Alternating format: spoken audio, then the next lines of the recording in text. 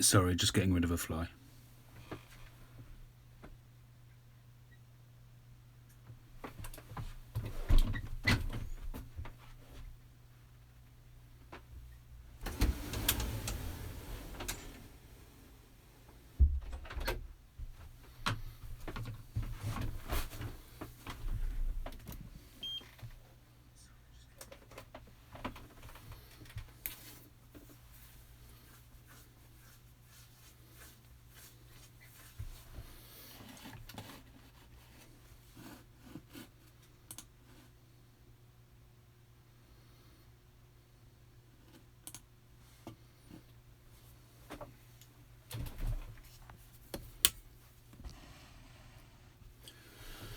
Alright, good evening all.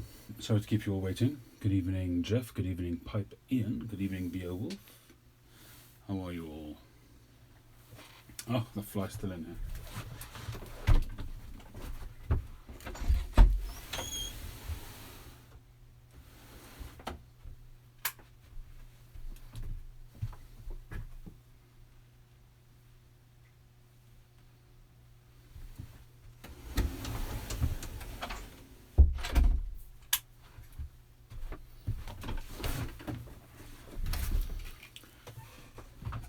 Good evening John, good evening Tim.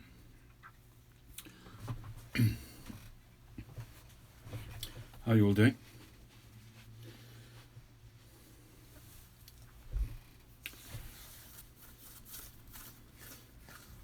I've been having some issues with my internet. Not just Tim has issues, but I've been noticing a bit of a slowdown, and me being the conspiracy theorist, I'm thinking that it's because my contract has come to an end and they're trying to sign me up again. And I seem to remember this happening last time as well. And I don't know if I'm just being a conspiracy theorist or if that's actually reality, if other people have experienced that as well. Or am I just being paranoid?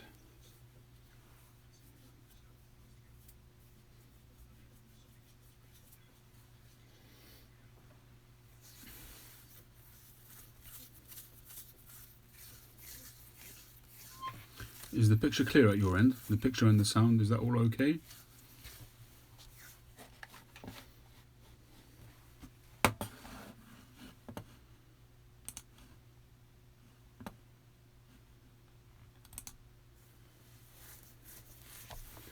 Good evening, Pascal.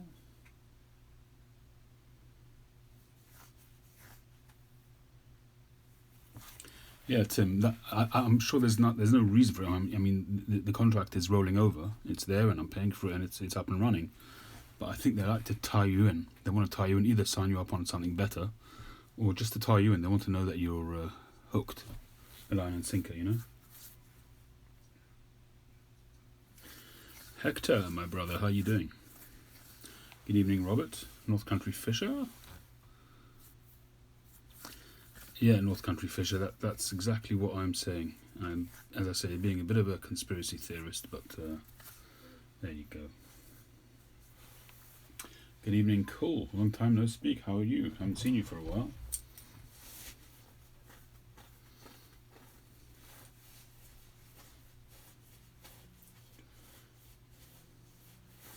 Alright, I think we'll do the draw as soon as possible. I'll wait for a few more people to come on, and we'll do the draw very shortly. I'll show you the pipes while we're doing that. I'll show you the pipes, maybe show you the prices, the ones that I'm selling. But we'll do the draw first, because if somebody wins a pipe, he doesn't need to buy one then, does he? So I think that's fair to do it that way. And I'm a bit late this evening because I couldn't find the draw pipe. I thought I'd left it in the car because I showed it in one of my morning drives, and but no, it was in the drawer all the time.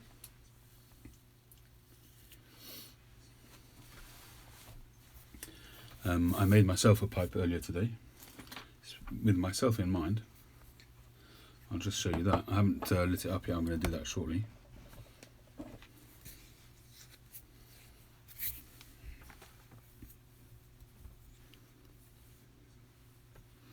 A lovely freehand egg.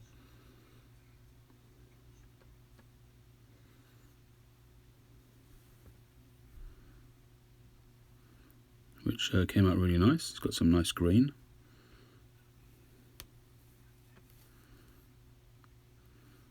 I wasn't really too picky about the finish on it because I knew it was going to be for myself. But overall, a very clean piece of briar. I think these little tiny dots here are the only marks, and I could sand it further probably and get rid of those. There's a couple of little black spots here, but overall, and a couple more there, but overall this is a really nice blonde virgin pipe. I've left it virgin. I could stay in it, I suppose. Beowulf, you are on the list.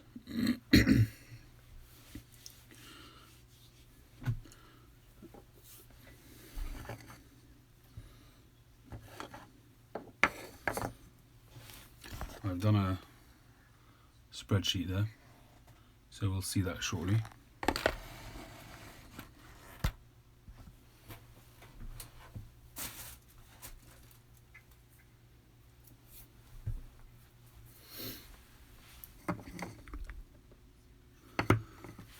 So I'm gonna just give this one the honey treatment.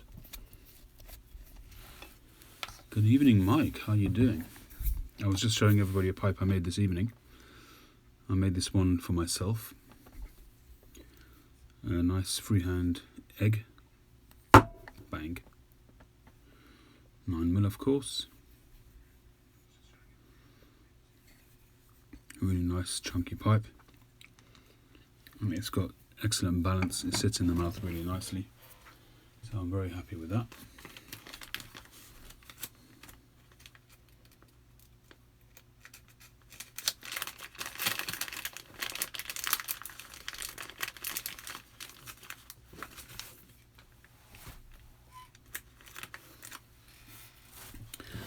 Why do you say that, Mike? I thank you for that. But is it because just the overall shape? It's why do you say that? Curious to know. It's important for me to know why people think one type of pipe is particularly better than another.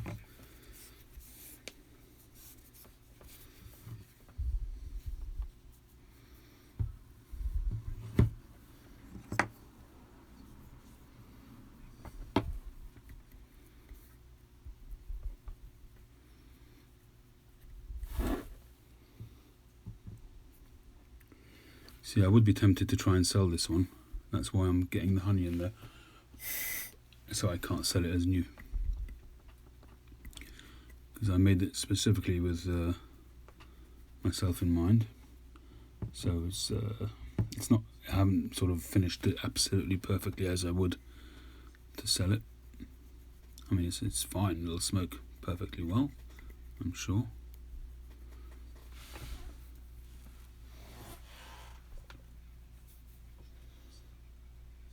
Oh, nice one, Tim. Thank you.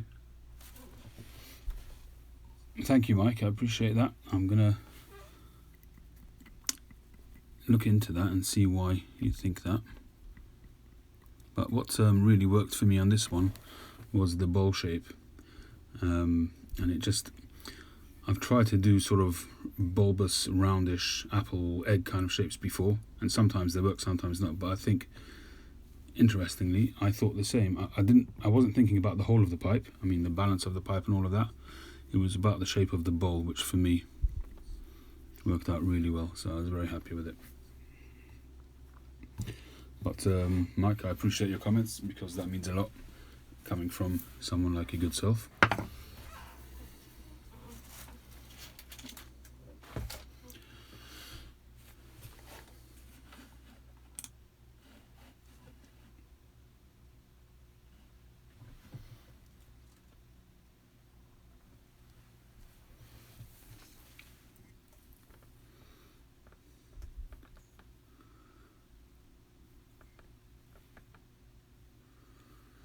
The only thing which I struggle with when I'm making anything when I keep the plateau on the shank, which I often struggle with because it's plateau, so it's not straight, it's not even, it's completely organic.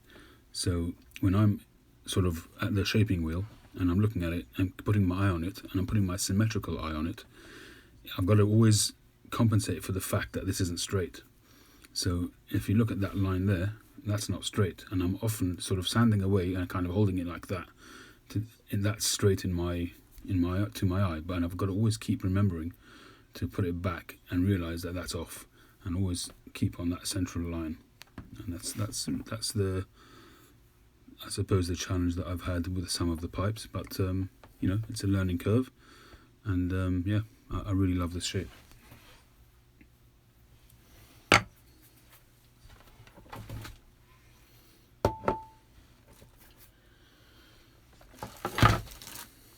Right, this is actually going to be my first pipe of the day, believe it or not, because I don't usually smoke in the garage, which is the opposite of what most people do. Most people will smoke in the garage, but I don't smoke when I'm working in there because there's too much dust flying around, and I don't want to be breathing that in.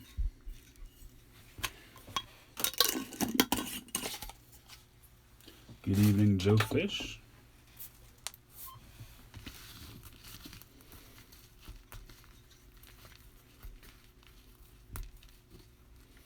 The Dublin, which Dublin are you talking about?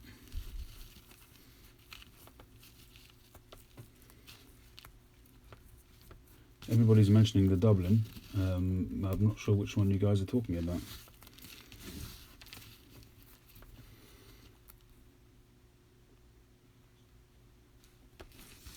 I did see that Jeff Graysick had a channel, a new video up. I haven't watched it yet.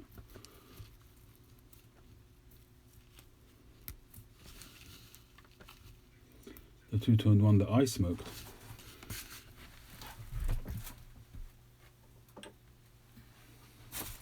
Are you talking about this one?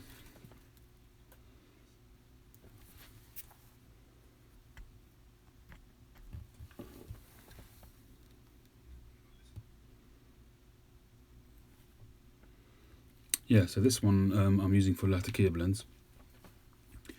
Now, after smoking it a while, I've actually got to do a little bit of an edit on the button here. I've got to just smooth it out a little bit more. Because since making this, I've spent a lot more time rounding off the button to make it more comfortable. And if you look at any of my more recent ones, you can see here that it's really, really nicely rounded, really comfortable. I don't know if it's focusing or not, but it's very nice and rounded anyway. So this one I've got to just give it a bit of a sand.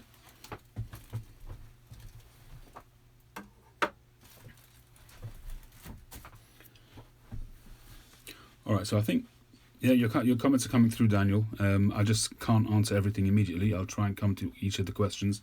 Don't worry, I won't ignore you. I'll try my best not to. And if I haven't answered it after a few minutes, just, if you don't mind, to just say it again. Beowulf, the one on the red stem on the left, very first, the one on the red stem. This one here.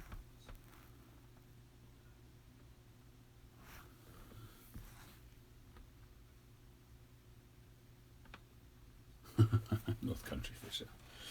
Right, Daniel, so you asked me about contrast staining. So in terms of contrast staining, one of my probably most successful contrast stainings has been this pipe here, which was actually made quite recently, and I think it really worked very, very well on this pipe. I've left this one almost virgin just to give a bit of contrast, and it works really well on this pipe. So Daniel, to answer your question, contrast staining, actually, if you watch Old Soul, Ben, he did a video today talking about factory pipes versus artisan pipes. And one of the points he made was, which I didn't fully agree with, but I understand the principle of what he said. And he said that people do contrast staining to hide flaws and pits. And no doubt that certainly does happen. But if you look at some, and I'm obviously not at that grade, not at that level, but if you look at some of the high graders, they definitely don't do it for that reason. You just look at their beautiful golden contrast staining, they do it for the beautiful contrast staining.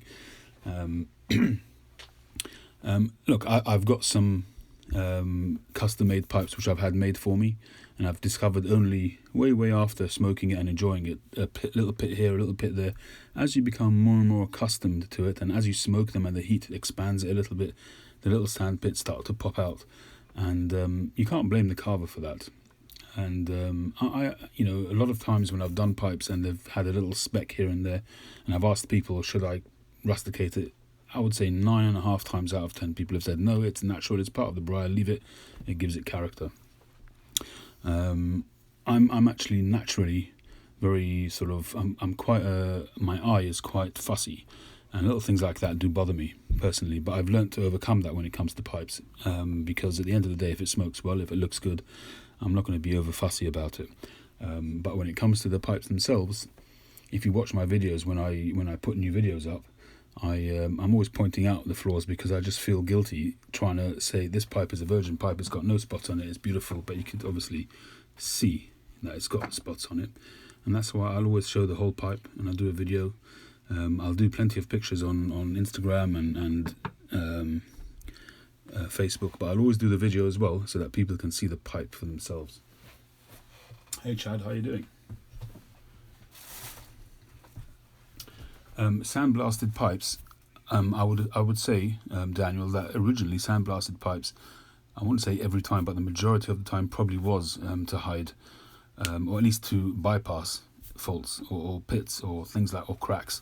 Not cracks maybe, but certainly some pits and fissures in the briar. And if you sandblast it and do away with it, if you think about it, a sandblast is a whole pipe full of pits and fissures. You're making them yourself. So essentially, you've got a rusticated pipe, but it's done with sandblasting. I think nowadays, sandblasting has become a product of its own beauty, and I think people sandblast pipes to start with. In other words, it's not a byproduct. It's not a second. It's not a second quality.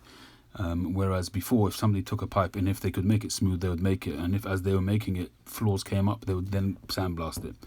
Or if they, as soon as they cut the block, they see there's faults on it, so they put it aside in the sandblasting tin, bucket, if you like. I think nowadays, I think that it's actually a first. I think people probably sandblast pipes as soon as they look at the briar and they see it's ripe for sandblasting. You can see the ring grain on it. I've showed that on some of my pipes before, and I say, "Cool, this pipe would do great as a ring grain." And I think some people are sandblasting now for its own sake.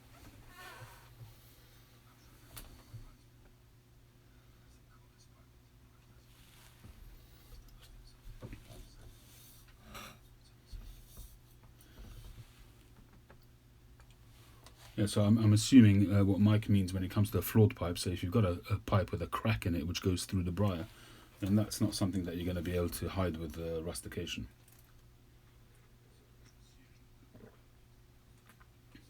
I mean, I recently bought a pipe from an artisan carver, and he was just going to keep it for himself because it had a flaw on the inside of the bowl, but it didn't go right through to the outside. And I said to him, he was making it as a 9mm pipe anyway. I said to him, look, I don't mind, maybe I'll take it off you, finish up the pipe, see how it looks, and maybe I'll take it. You know, with the way I do my pipes with the honey and all of that, I could probably build up a cake before it gets, the floor becomes an issue. And I'm buying the pipe with knowing that, with that caveat, and I know that if something happens with the pipe, that's my bad luck. But I'll sort of break it in gingerly, and hopefully it'll be fine. That's this pipe here, which I haven't shown you guys yet. It's a beautiful billiard. Some of you might recognise the work.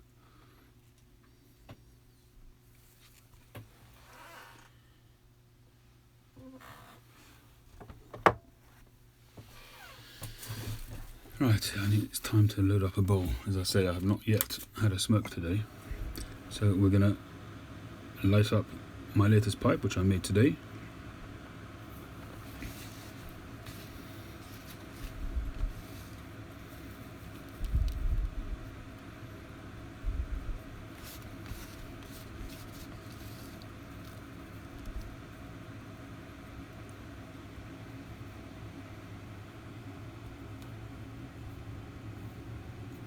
Yeah, I've seen some of the Michael Parks pipes. I've also been enjoying, is it Crawford pipes? I think Mike did one in one of his giveaways, which Andrew Sirigliano won a while back. Been really enjoying his pipes. I think he's a relatively new carver, if I'm not mistaken. Mike, I'm sure, will be able to give us the full information on that.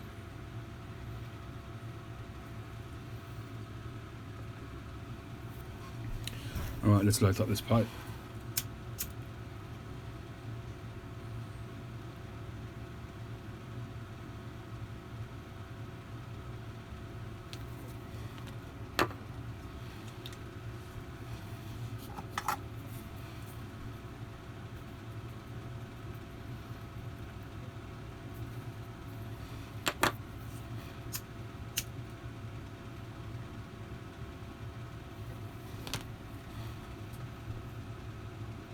Jerry Crawford, right? Is that the guy you used for that giveaway? That pipe you ordered, that mic that Andrew won?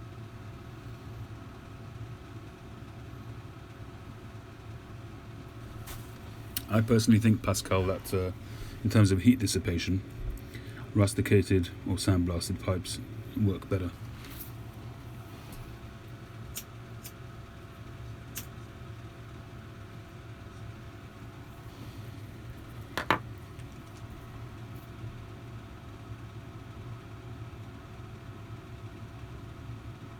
Oh, it was Mike that won it, wasn't it? Actually, come to think of it. It was Mike, not Andrew. It was Gamecock that won it.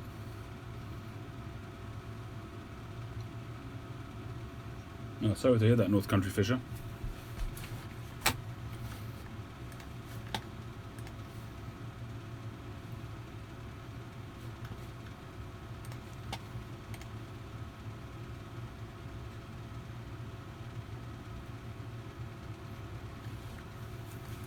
Do you smoke that on a regular basis, Mike?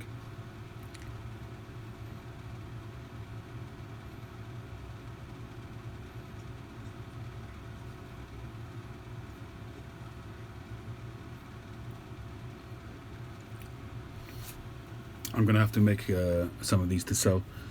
Really, so well balanced. It smokes beautifully. It's got a nice sort of size. It grips really well.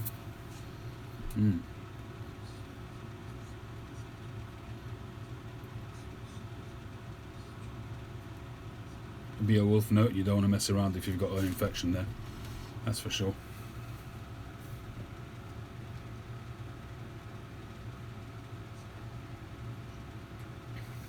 I haven't actually weighed it, Mike. I'm going to estimate around 60, 65, we'll see.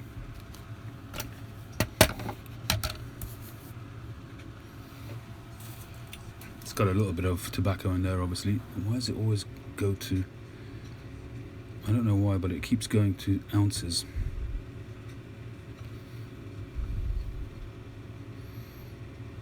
You know, I don't like ounces. Grams, here we go.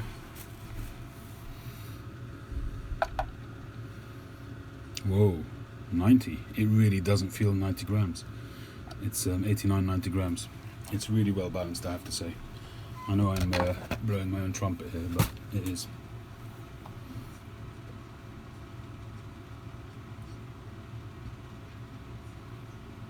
I haven't got any experience with clay pipes. I do have one, but I've never smoked it. Daniel, you asked, am I going to be rating my pipes? Possibly in the future, certainly not at the moment. I'm not at any stage where I feel that I can rate my pipes. And the rating would probably be on the briar rather than the quality of the work, to be honest.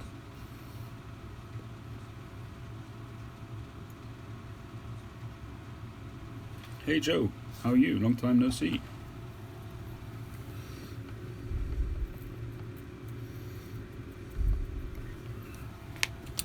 But I don't think so. To be honest, see, I see some people, they grade their pipes on whether they're smooth or whether they're rusticated or sandblasted. And to me, I don't really see the point of that. You can see if it's rusticated, sandblasted or smooth. The only thing that possibly is worth rating is the quality of smoothness. The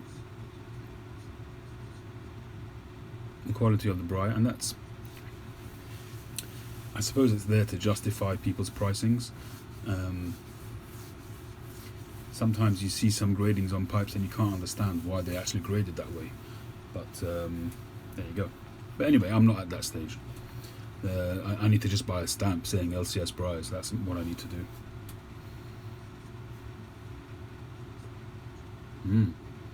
Moving is always hectic.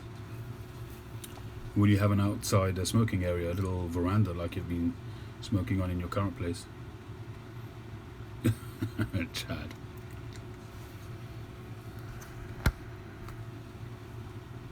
Yeah, clay pipes are not expensive.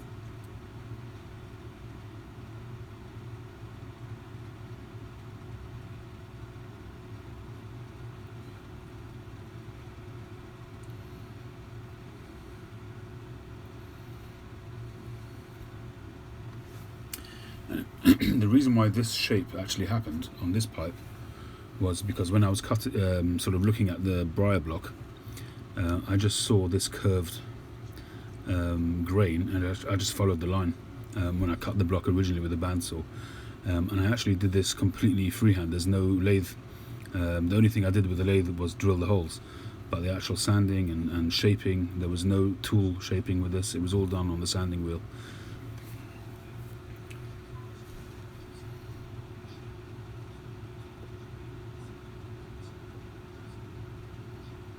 Daniel, I think you answered the question yourself. I think it's all of those things. I think it's the market, it's the quality of the briar, it's the amount of workmanship that goes into it, the grain, and the reputation of the carver. Thanks, Mike. I actually made this evening, and I made it with myself in mind, and I was tempted to put it up for sale, but I decided no, I made this one for myself and I've kept it. The reason for that is because I was looking at these pipes that I've got here, and I've been struggling because, and I really, I can feel for a lot of pipe carvers out there, okay, those ones which have been doing thousands of pipes, that I guess that feeling kind of weakens after a while. But mostly when I make a pipe, most of the time I make it, it's obviously intrinsic that I'm going to make the pipe to my eye's preference. So not all, but the vast majority of the pipes that I make, I want to smoke myself. So I do find it hard sometimes to sell pipes. So I decided tonight, because hopefully I'll be selling some pipes, I hope I will, but if I don't, that's fine as well. So I thought I'm going to make myself a pipe, treat myself to a new pipe, and dull the blow a little bit. Hey Josh.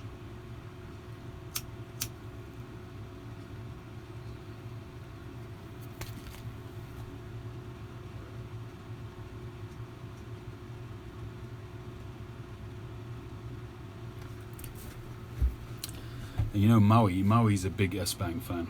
He's got a whole brace of them. How you doing, Josh?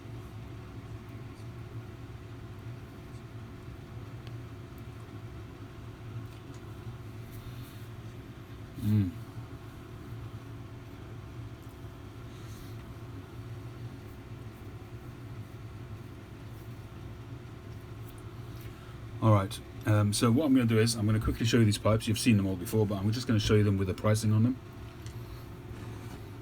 So if anybody's interested, the prices that are on here are priced for pipes bought during the live show.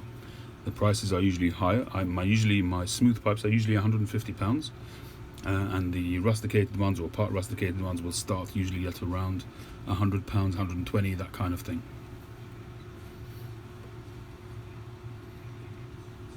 So the prices that are in here, they're roughly between 15 and 20% than I would have normally sold them for.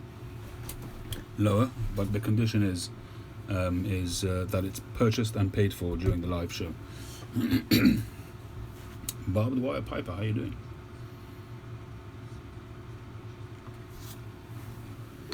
Right, so this one I haven't actually priced. I haven't yet decided if I want to sell it, so we're going to set that aside for a minute. Alright, so this one here is a English style poker, half rusticated. It's rusticated on the base and around the shank. It's 9mm. In fact, they're all 9mm except for that pipe. Got a good deep bowl, really nice grain, 9mm blue swirly stem, and that one is £120. All prices are plus shipping. So that's £120.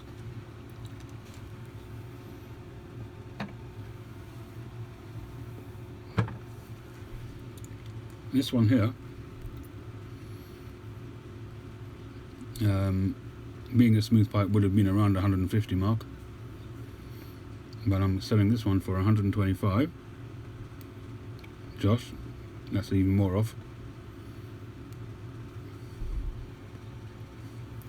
It's a nice solid pot with a bit of a sort of faceting and plateau on there.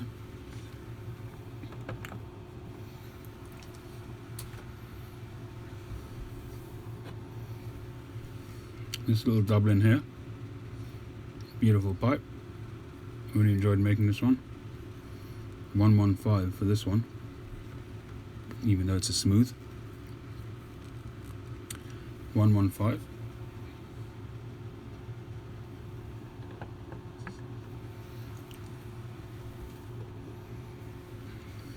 And Dublin. 140. Beautiful grain.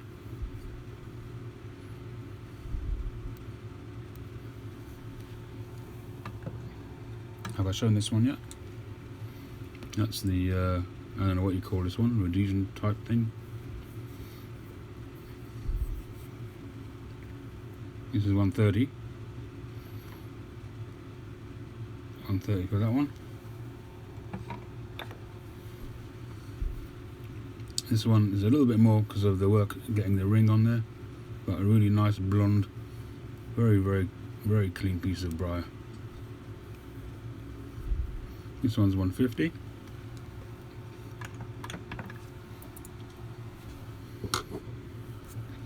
This little fella,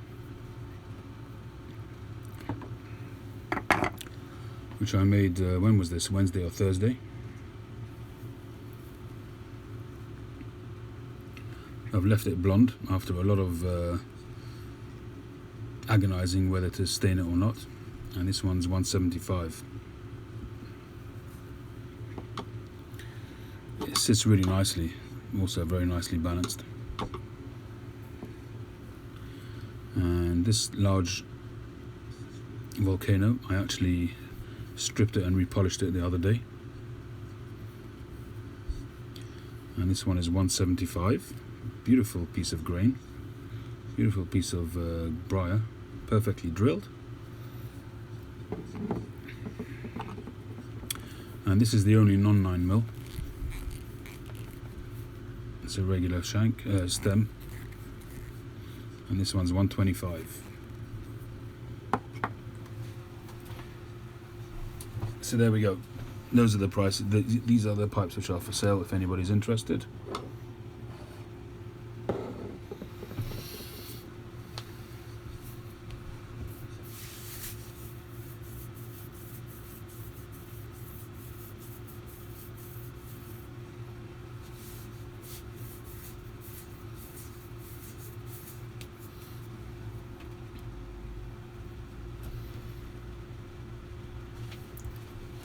Right, so I guess nobody's interested in any pipes tonight.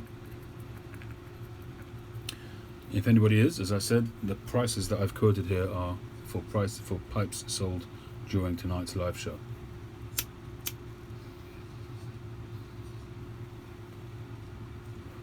Cheers, Tim.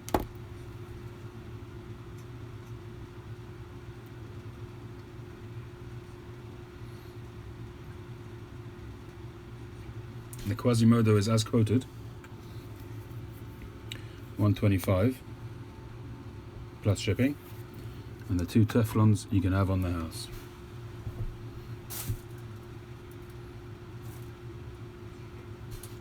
The other one, this one here, I haven't decided if I want to sell yet or if I want to smoke it myself. Yet to, if I get a good offer, I'll consider it.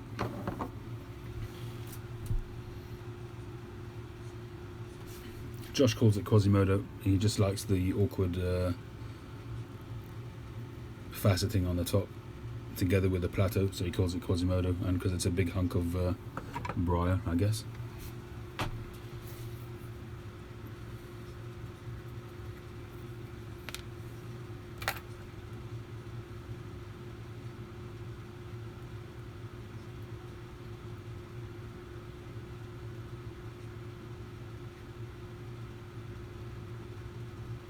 Well, Josh has already expressed some interest on it, so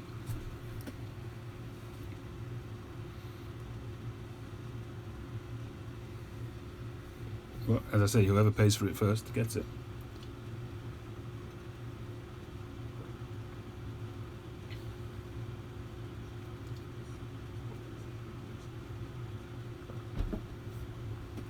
Good evening, PA Piper.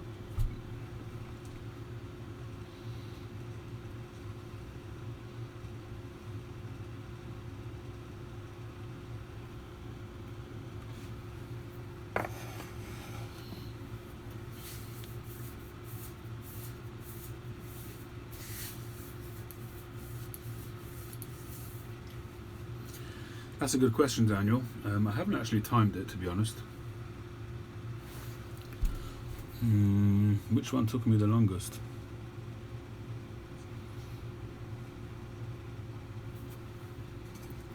I'm not sure, I don't have that pipe anymore, I sold it.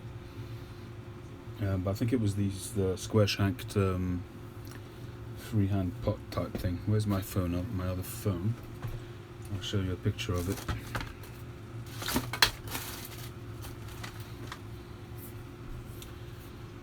Normal shipping is I charge $7.50 in the UK and $13.50 to worldwide. I think I quoted you a bit less, but that was with a higher price of the pipe. But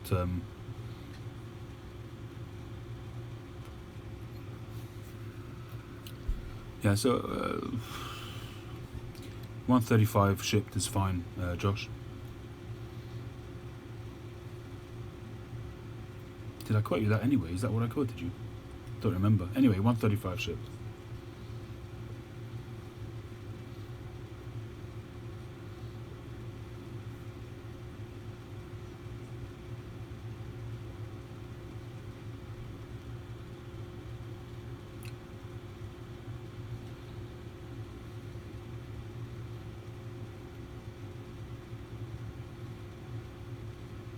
Just trying to find you a picture of that pipe which Daniel was asking about.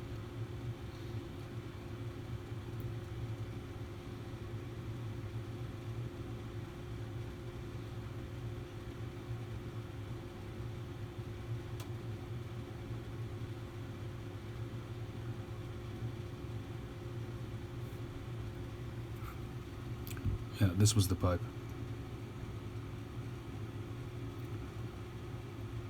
I think this was the one that has taken me the longest so far.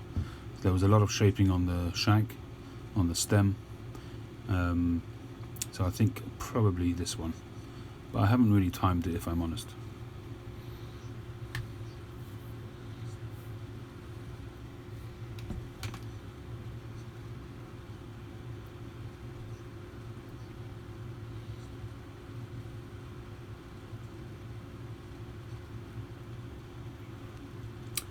Good evening, John. Welcome to the live. How are you doing? I could almost hear you willing your beard to grow faster.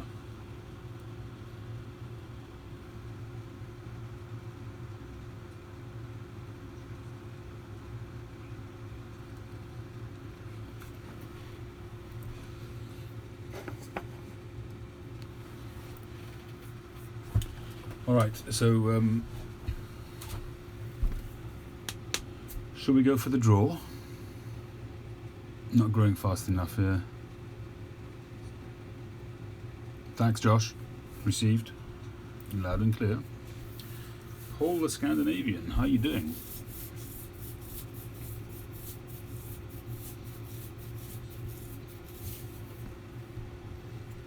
Thanks, Josh. Received.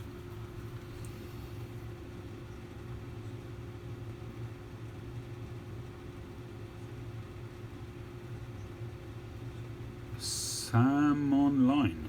Good evening. Welcome back into the fold.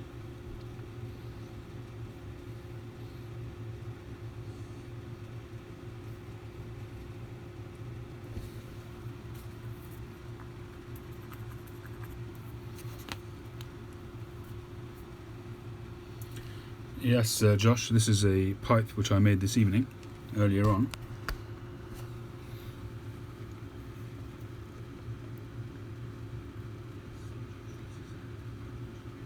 And I'm just trying to work out why this one worked out so well, and Mike was talking about it as well, but I think one of the reasons as well is that the plateau is also very even on the top, so it gives a very nice straight line. It's got a nice egg shape. And that's what I was going for, because when I originally sort of looked at the block, this grain here was just sort of screamed out to me like an egg-shaped type thing, and it's really great. I'm really happy with it. The balance on it is phenomenal. It weighs 90 grams, which is almost double what I would usually smoke, but the balance on it is fantastic. I really don't feel it when I'm clenching, and I was absolutely hell-bent on smoking this one myself. I was saying earlier on that I make the pipes, when I make them so, to my eye, so they're pleasing to my eye, and so sometimes I find it hard to sell them, but this one I got the honey and I coated the bowl straight away so that I knew that I was going to smoke it.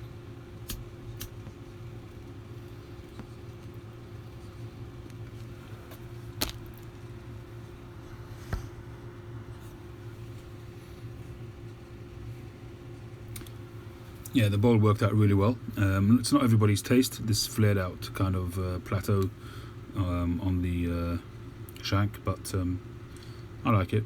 It gives it balance, and it actually does give the pipe balance, even though it's adding weight, but it gives more sort of even balance across the pipe, and it works very well.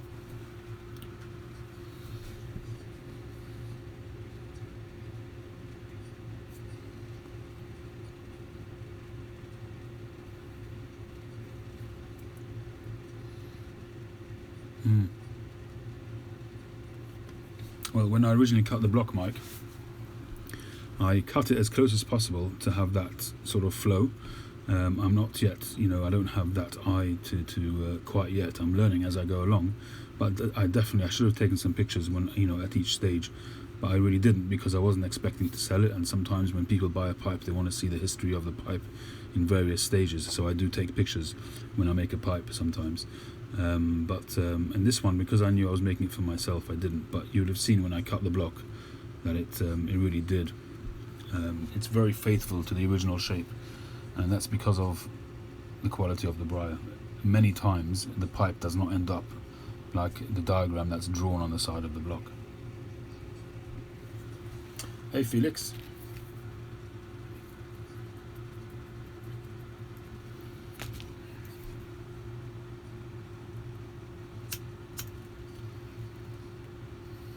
Yeah, I'm definitely going to watch that video.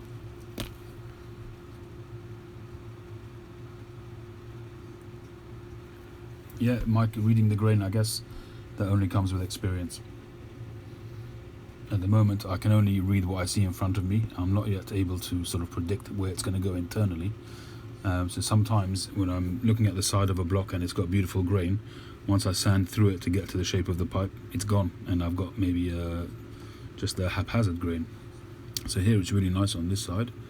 There it's a little bit bald in the middle there, but it's there. There's still grain there. And here it's like kind of flamey kind of grain.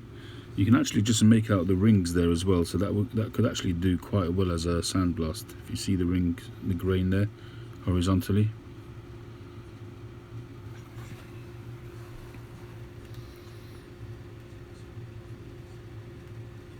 It is 9mm, yeah.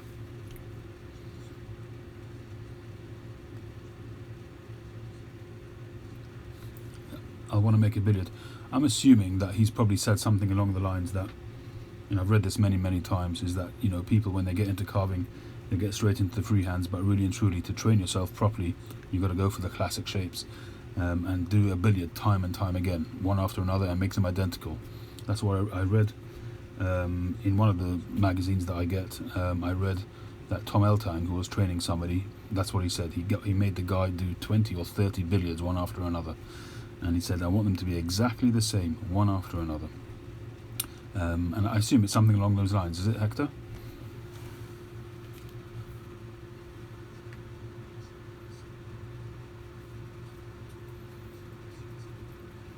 Yeah, it's quite colourful.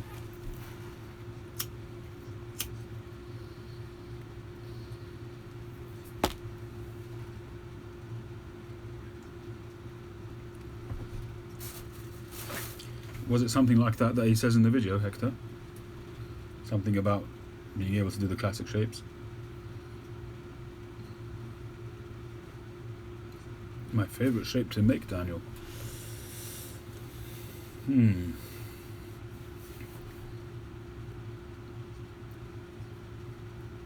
I don't know as yet.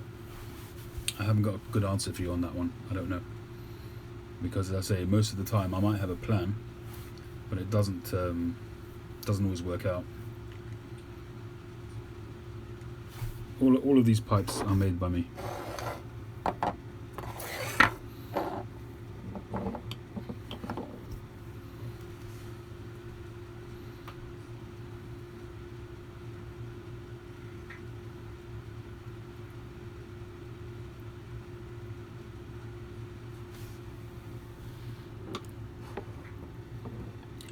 I would say that one of the main areas that I want to improve on, I mean, I have to improve on everything, but in my own mind, what I want to improve on is making the shape, the top rim of a bowl without the lathe. So if you have a look, say at this pipe, they're all for sale, yeah. If you look at this pipe, the top here is very even, it's shaped, no issues. You look at some other pipes, this one is actually pretty good. I'm very happy with the result, but this one is done completely freehand, and I sometimes struggle with having it, because it's plateau, it kind of is forgiving, but I struggle sometimes with getting a completely round shape when it's just sanded by hand, or sanded on a shaping wheel. And even though I'm sort of spinning it as I'm doing it, that takes a lot of practice, I think.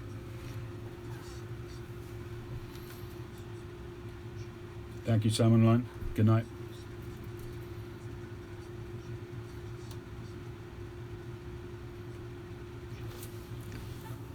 Yeah, a lot of people have been liking this pipe. It's actually sold now, and it has been paid for during the course of this live video.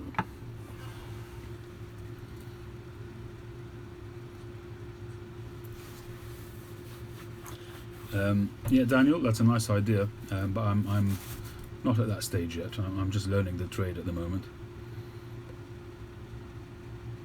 And a bit, earlier on, I thought my trademark shape might be a sort of long shanked pipes, but I've kind of moved away from that, and I'm just practicing.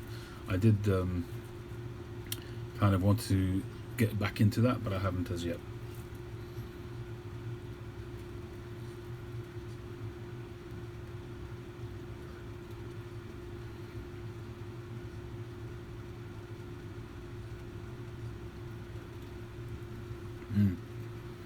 Some of these are really, really nice, the plateau. This one here, this is the non-filtered one.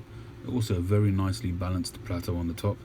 It's got really nice shaping to it, and it's well preserved. Sometimes when you clean the plateau top, you end up sort of smoothing it out and you lose some of it, but sometimes it works out really well.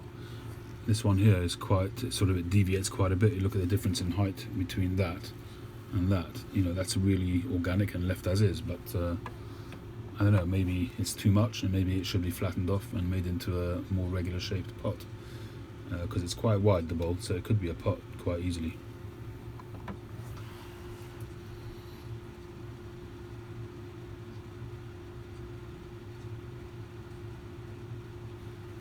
In terms of full bents, Daniel, I'm kind of still sort of experimenting with bent pipes.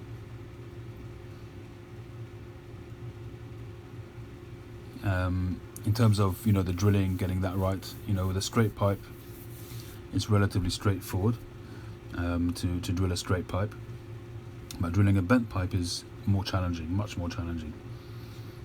And not just challenging to get it spot on, to meet the bottom of the bowl, but also to make the beginning of the drill tidy at this end, because you've got to go at an angle, so you end up sometimes, so you see this one here is slightly higher, the drill, but often what will happen is, what can I point with?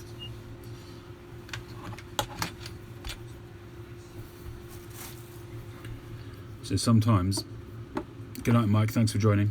Sometimes when you're drilling it at an angle, you end up having to drill a little bit of the bottom there in order to get the angle. So it's, although it's, for some people it's acceptable, you see that on many bent pipes, and sometimes what carvers will do is they'll put a little extension on, maybe a shank extension or a piece of horn, or a piece of sort of like this, you know, a band, a silver band or a acrylic band or anything, some kind of adornment in order to cover up that little bit of a chunk that you take out when you drill. But at the moment, I'm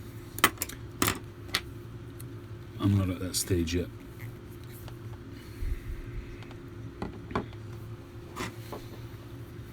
I think this one, in terms of the plateau, this is probably the most beautiful plateau I've done so far. Really came out stunning.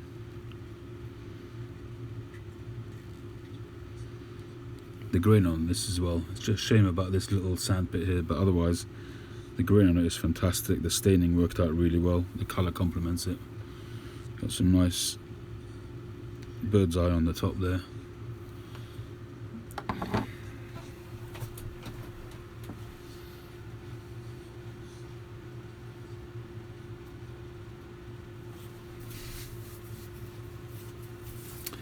Essentially, Daniel, yes, you do adjust you adjust the block of briar rather than drill bit. The drill bit is on the lathe, so that stays put. But if you imagine, if you've got a lathe, say this is the drill bit on the lathe, so you basically will drill straight, and if it's bent, you will adjust the pipe in order to get the bend. So you will drill, so you'll bend up the pipe like that and drill like that. So what happens is your drill bit is actually lower down, so you often will nick the bottom of the mortise. It is more challenging because you have to calculate the length of the drill is different because you're at an angle, and sometimes you'll come in higher than the bottom of the bowl, or you'll overshoot it. It's not as easy.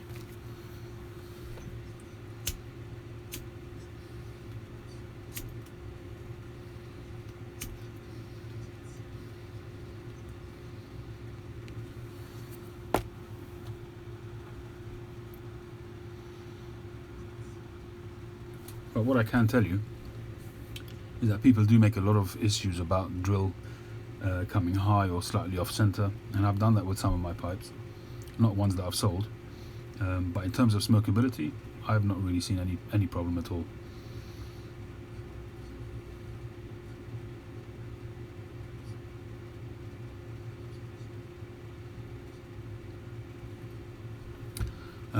Yeah, that's a good point, Mike, but I find that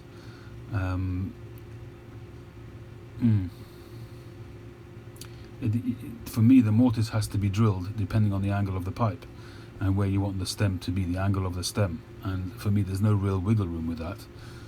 So on this pipe, if I would have, I suppose I could have had it maybe a little bit higher, but it has to kind of work in line with the angle of the face of the shank. So I tend to do the mortise first, because externally that's just got to look visually, it's got to look right.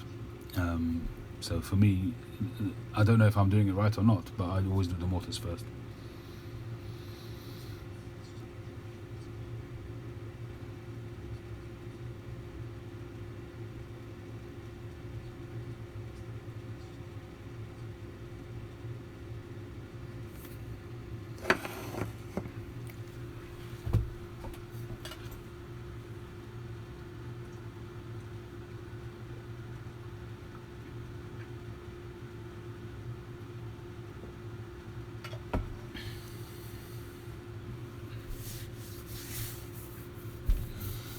The twists, they're really, really strong, aren't they? Good evening, Smoky Dragon, how you doing? If you're talking about this one, yeah, I just made this one this evening. Came out a treat, and I've treated it to myself, and I'm smoking it.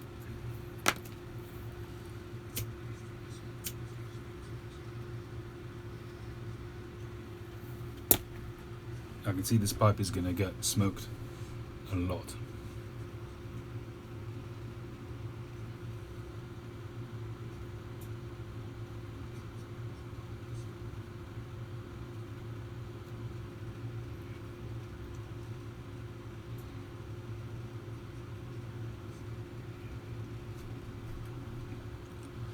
Well, the size of the bowl of the chamber will be determined by the size of the block, for me, many times. And I don't tend to do really wide drills, simply because that's not my preference, and I want, as I say, my pipes to have to follow a certain sort of trend with, so Some carvers might be known for this type of drill, some for that type of drill. But if somebody was to specifically order a pipe at some point, if I start to take commissions, and somebody said they wanted a wide chambered pot, I can do that. I've got the drill bits, courtesy of Mike, of course. He sent me a set of drill bits very kindly. Alright, cheers Chad, I look forward to that.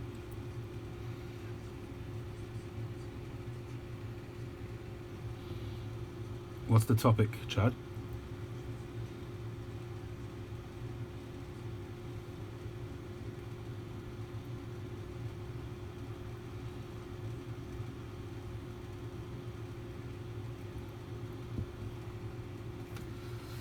See, a lot of people prefer thick walls, some people prefer thinner walls. I've yet to see myself, people talk about cooler smokes with thicker walls. I don't know, I've got some pipes which are not thick and they smoke fantastically well. Comedy thing, okay, cool.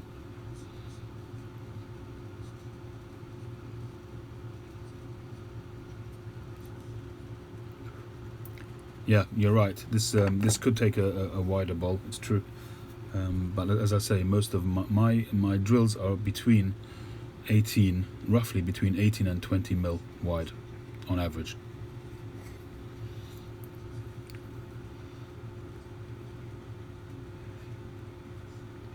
So depending on the width of the block, it might be 18, 19 or 20, thereabouts.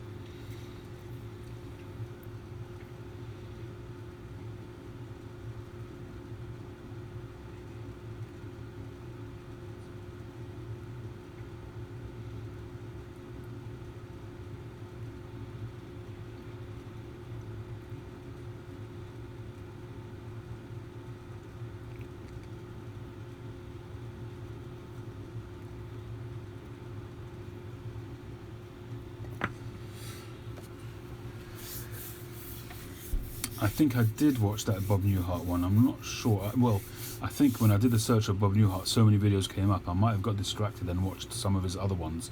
I'm not sure if I watched the tobacco one or not. But yeah, he's definitely a funny guy. First time I've watched him.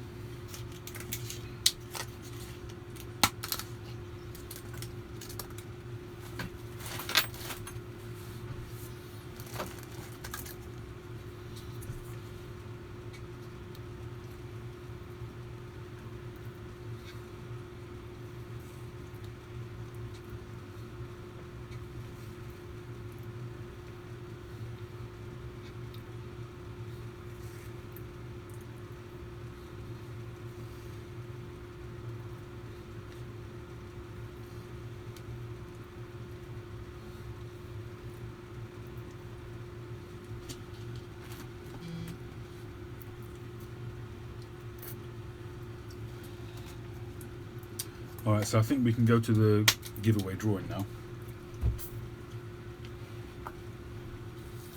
Let's have a swig of coffee.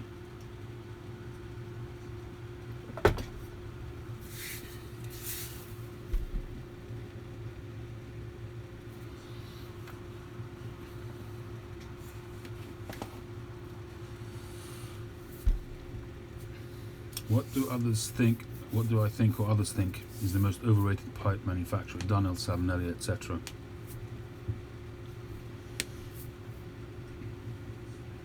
It depends what you mean by overrated. For what reason? Is it overrated because it's not as good quality? Is it overrated simply because they don't look that great? It depends what the reason is, why you're considering that it's overrated. Anything is worth the money if somebody's prepared to pay for it, Personally, I think that you do get to a point where it's about supply and demand and reputation. So, when you get over a certain amount, and I don't know what that amount is, some people might say it's £150, like Rio Wolf, and some people might say it's £200, and some people might say it's £1,000. But there is a point. Oh, thanks, Josh. There is a point where it becomes down to supply and demand, and like any art form, which many pipes are, you pay for that. So you can't really say if it's overrated. Quality and price and value, I don't think there's any. I don't think there's any. I think, you see, one of the classics that people talk about is Dunhill. And I think the reason why the people pick Dunhill and say Anne Julie, who sells a pipe for 10,000 euros maybe, and it doesn't look much to look at, but you can see that there's a certain quirkiness, a certain art form to some of those pipes. A Teddy Knudsen or whoever else sells for thousands of pounds, there's reputation and there's the art form. The quality of their design is some of them are beautiful to look at, and they obviously use the highest quality briar. Okay, the briar is not going to be worth £1,000. They're going to buy really high quality briar and they'll pay more for it, but they're not going to pay £1,000 for a block of briar. But it's an art form. If you take a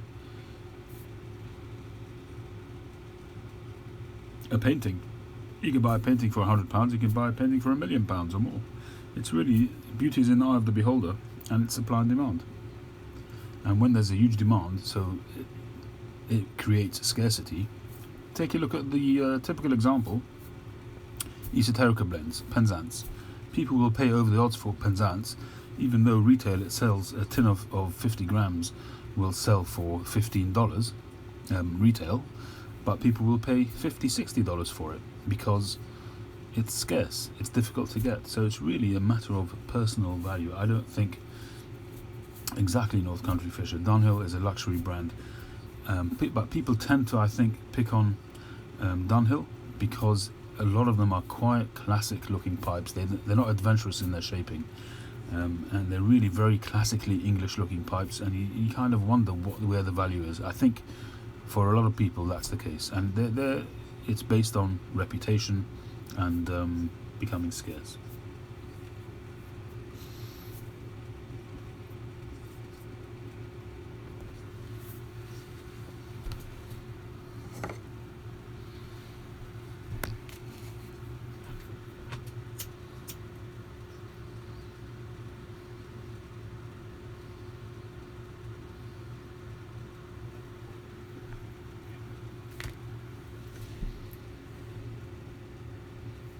I'm not a huge Dunhill fan, I must be honest. If I had the choice between a Dunhill and say a good Italian brand, say Castello, I would go for Castello personally. At the moment I can't because there's no 9mm versions of Castellos, but I think their shapes are much more organic, much more adventurous and interesting.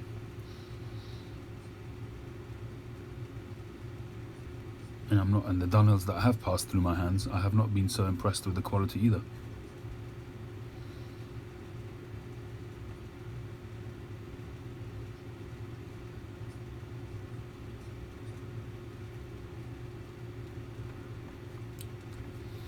Alright, I think we should get going with the giveaway draw.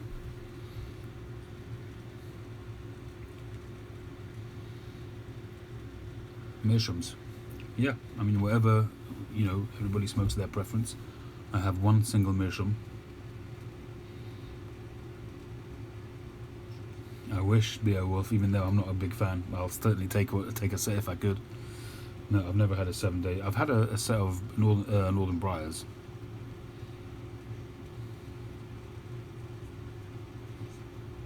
I did have a set of Northern Briars, but I ended up selling most of them because they were not 9mm.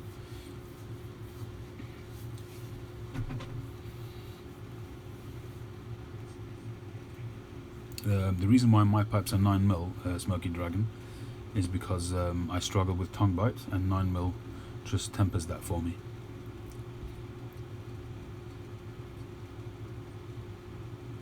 Yeah, Rossi's the Saranov High. Rossi's a great value pipe, really great value pipe.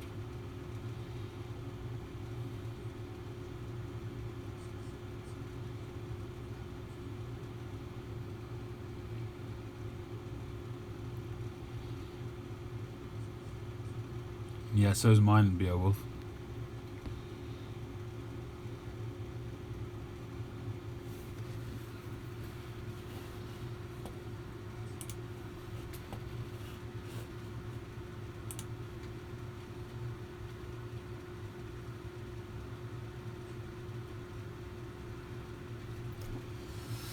Okay, let's move on to the giveaway.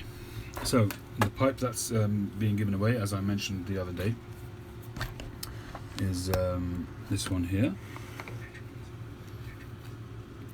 A nice sort of hourglass shape.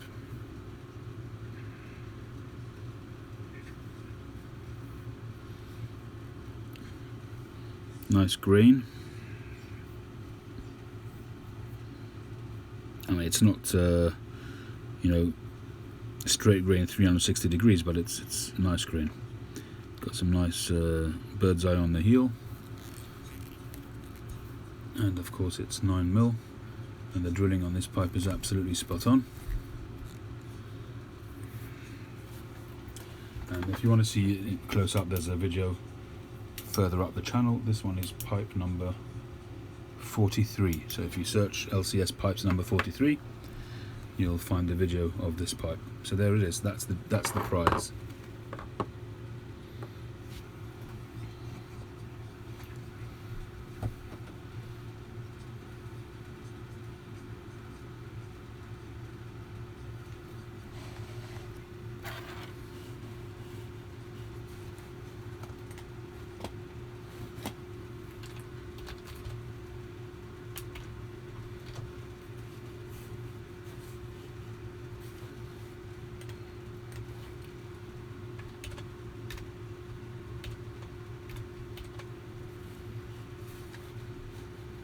Alright, so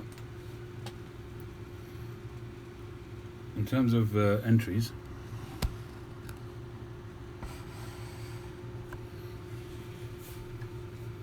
all in all, there's around 60 entries. So some have got 3 entries and some have got 1. And just out of interest, in terms of the 9mm, I'm just going to quickly calculate how many.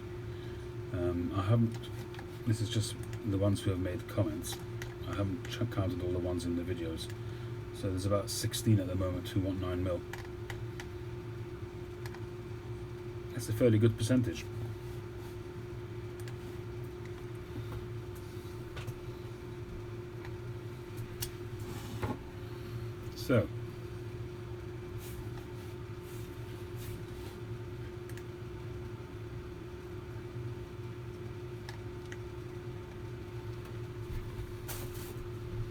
So what we have in terms of numbers is 3 to 63.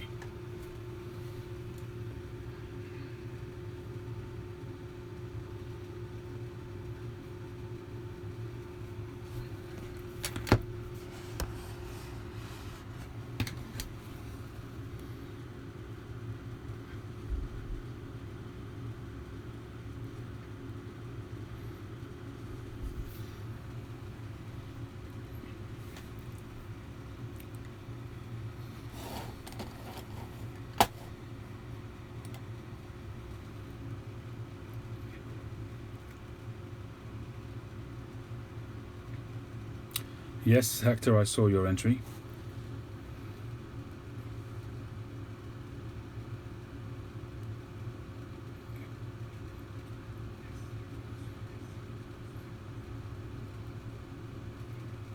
What's on Tuesday there? Oh, you've sent them a package, have you, John?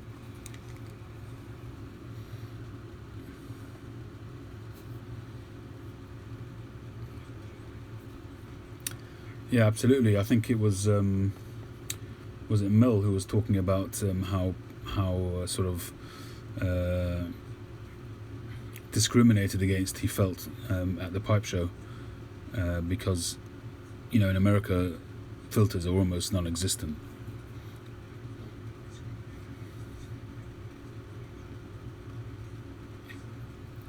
Rich, I don't think yours did make it through.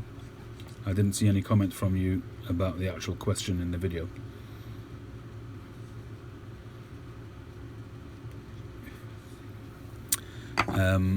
I saw your comment, Rich. If you want, I can quickly add you in, but only if you made the comment. I saw you asking about entering, and I sent you a message back directing you to the giveaway video, but I didn't see any comment from you on the video. So unfortunately, I can only go with what's entered. So here we go.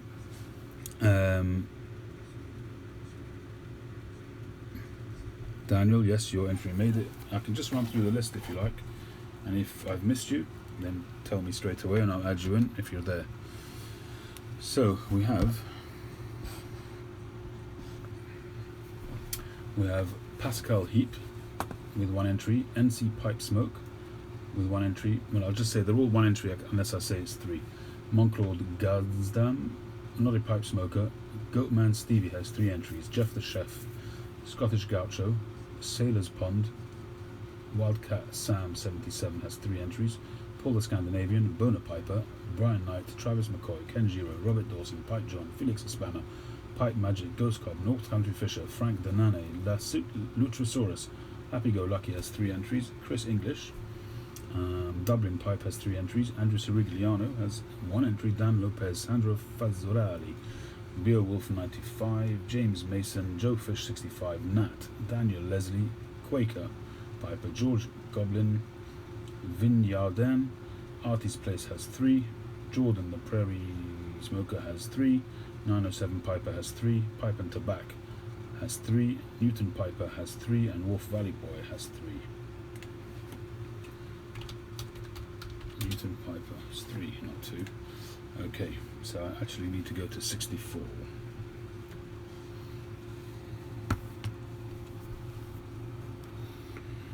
To 64.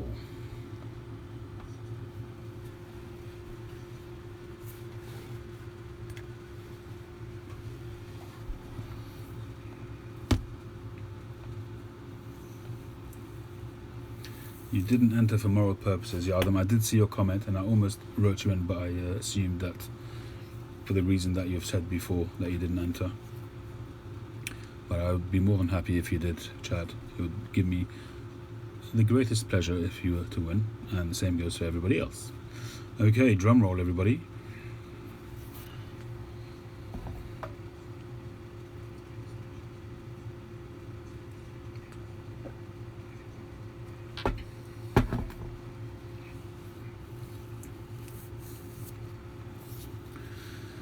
Okay, here we go.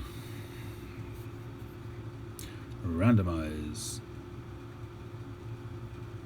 Number 19. 19. Alright, let's see number 19. Number 19 is Travis McCoy. Never heard of him, to be honest. And his preference was a Rhodesian filtered. Anybody heard of Travis McCoy?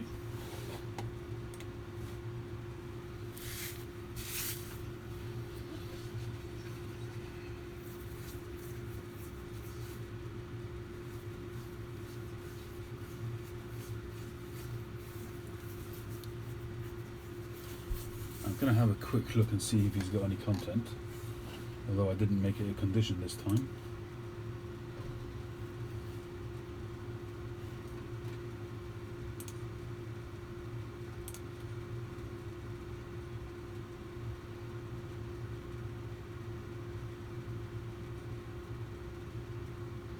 You wish, Hector.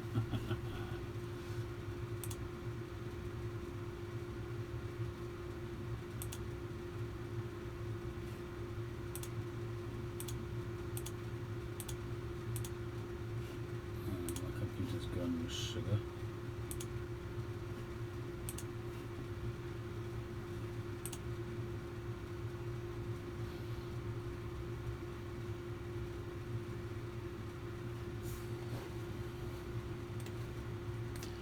Just a sec, guys.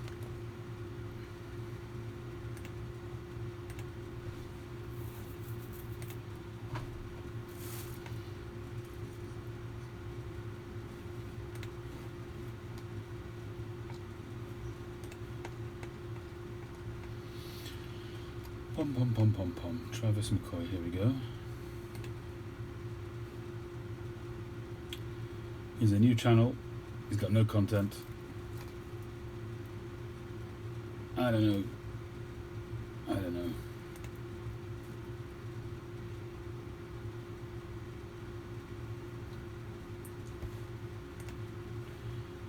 He's got new content, but the people he's subscribed to are all pipers.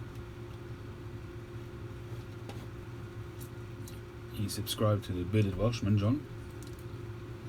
Justin Taylor, Tea and Tobacco, Corvette Jim Piper, Portland Pipe Smoker, Piping Piper, Andres Rigliano, Beans 316. He's not even subscribed to me.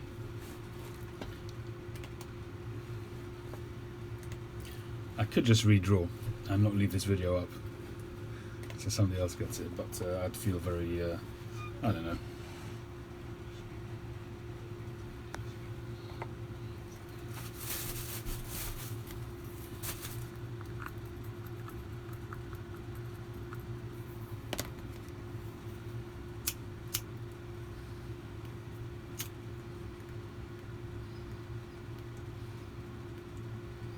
Evening, Maui.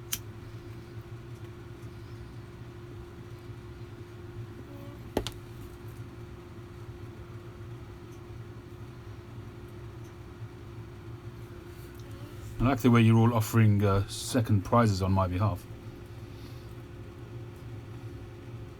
Thank you, Chad. I don't know, did I say in the video that the person needs to be subbed? Because if I did say that, then I'll redraw.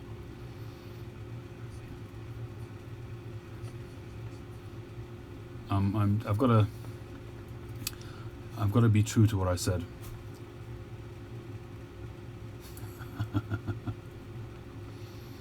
Nice one, Carl Delta. I don't know, standard rules doesn't work. Either I said it or I didn't. If I said it, I can redraw. If I didn't say it, I can't.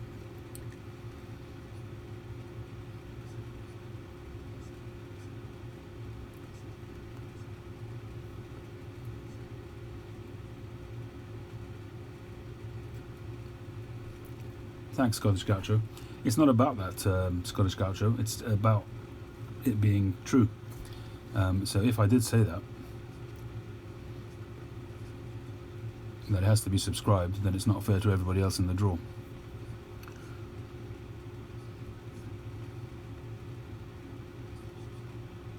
And if he is subscribed, then it's his. If I said it, I'm saying. If I didn't say it, rather, then it's his.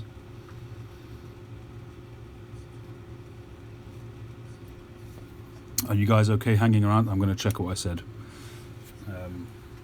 I just got to be true to what I said, to be honest. I can't compromise on that.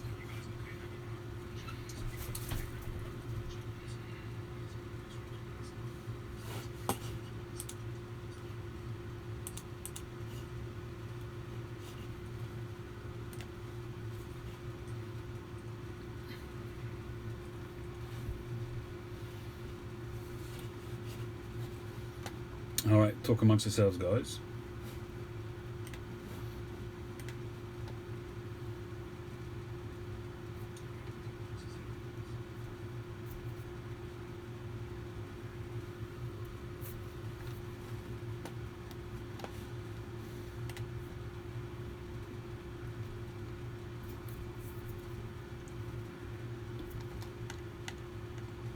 Alright, here's the video. It's only 18 minutes long.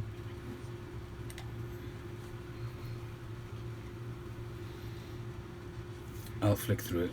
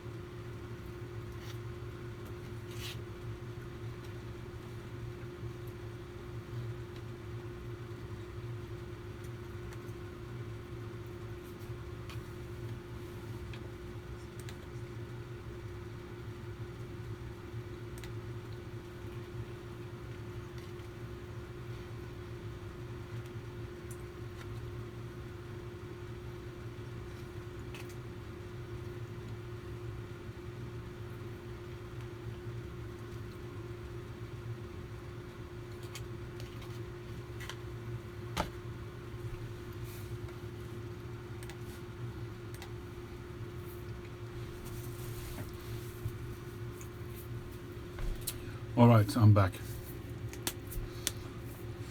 Okay, so Maui, you know I can look back at the comments, right? Right, straight cut by the way, is my favourite cut for a cigar. I very rarely do anything else nowadays. I started off doing punch cut, and then I went to V cut for quite some time, and now it's definitely straight cut all the way. Alright, so now, in terms of what I said on the video, was all the usual rules apply. So I didn't go into any major detail. I said all the usual rules apply, and a couple of the items I did spell out, like you're responsible for your own customs and all of that kind of thing. You've got to be 18, and then I said all the usual rules apply, and I didn't go any further. So, hi Wildcat. So what do you guys think? Do you think it's a standard rule, that it's a given, it's understood that a person needs to be subscribed?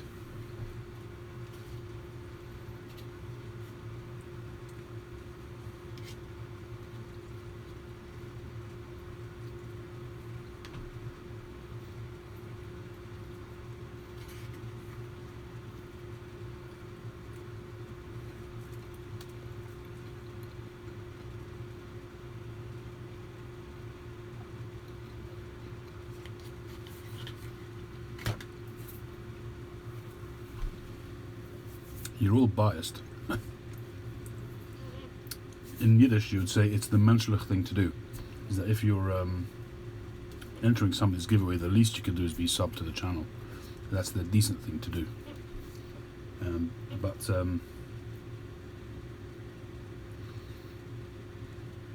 No, Hector, not anymore anyway. Certainly at the beginning it certainly was part of the exercise. But I really don't look at the numbers really these days.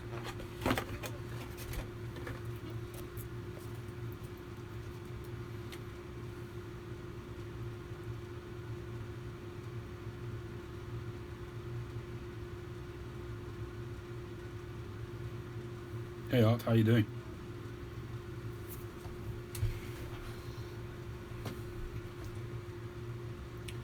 Artie, I like where you're coming from. I think that's also a decent thing to say.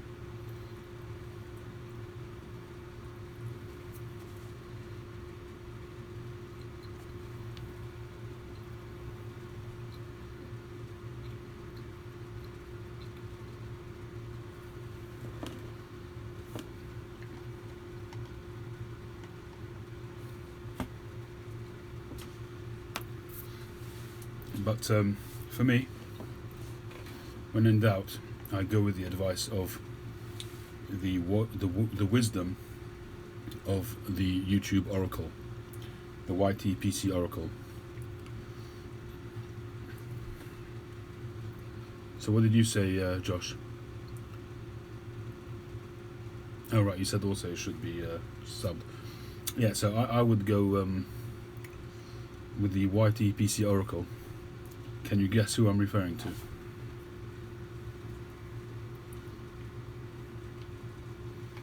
No, not Matches. He's not here, is he?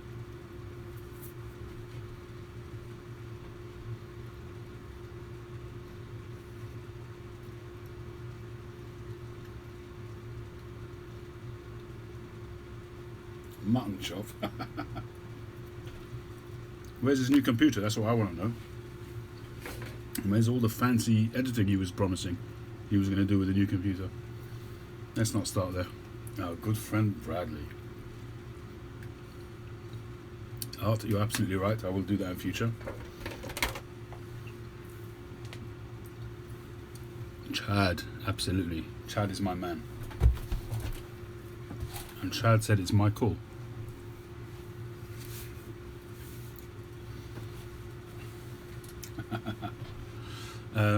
No, I don't think you can enter now. I don't think it's fair. PA Piper, thank you. No, I can't really accept any entries now, but next time, please God.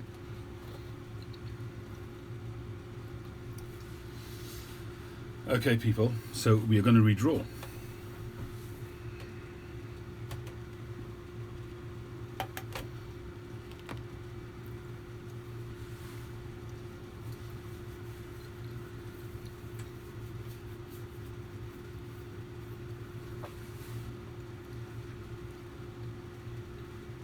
Sorry, PA. Thanks for understanding.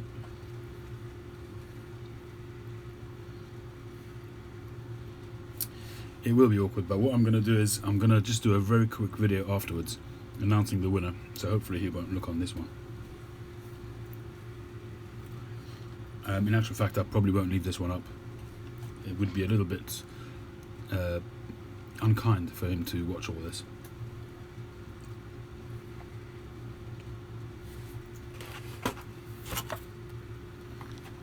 Alright, here we go, people. That's true, John. Good point. You'll have to be my next oracle, John. Right, I'm going to leave the 64 in simply because of the numbers. Everybody should have the same chance as before. So here we go, everybody. Take 2. 51.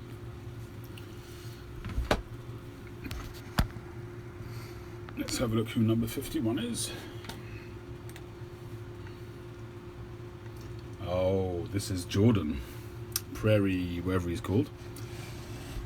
I'm very happy to see that. Let me just show it to you so you can all see. There he is down there, 51. There we go. Arthur, you missed it by 2. He's going to be so stoked. I'm so happy for him. In actual fact, I'm going to give him this pipe. He's been wanting to get this pipe off me for so long. He's asked me about it a million times. I'll give him the choice. He's going to be very, very happy.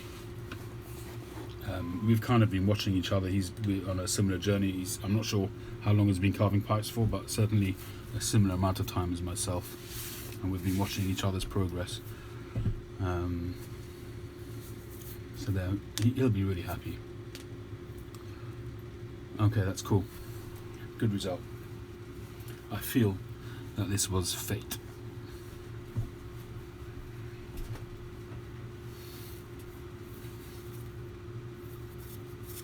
Oh yeah, he subbed alright. Definitely subbed.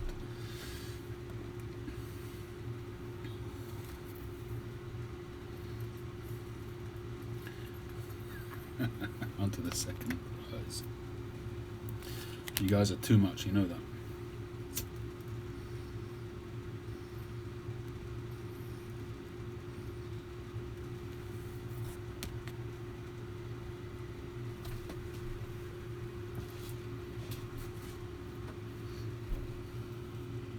Alright, you guys, I'll tell you what I'll do.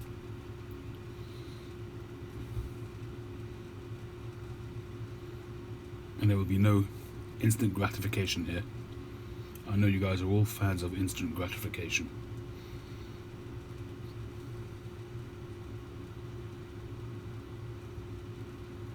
I'm going to give Jordan a choice. I know he loves this pipe. If he takes this pipe, then I'll give this one as a consolation prize. So I'm going to do a draw, but it'll only be yours if he decides to take that one. If he wants this one, then there's no second prize. Okay?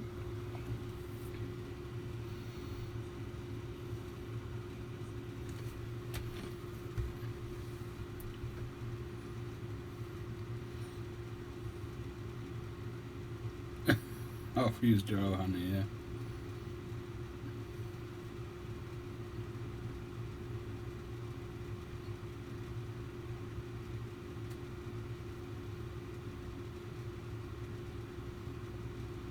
Just a second, guys.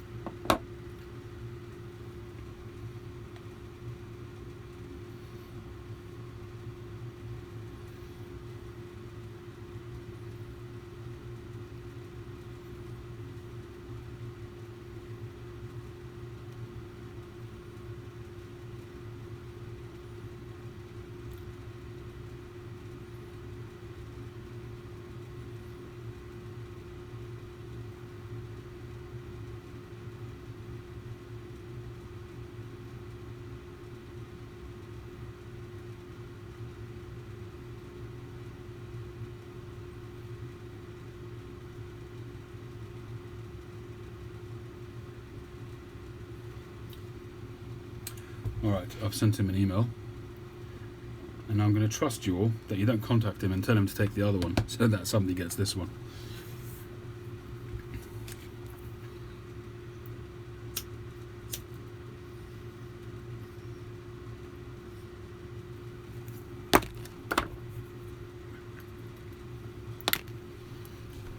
Maui, how do you like this pipe? I made this one earlier this evening for myself. I feel this is a type of pipe shape that you would like.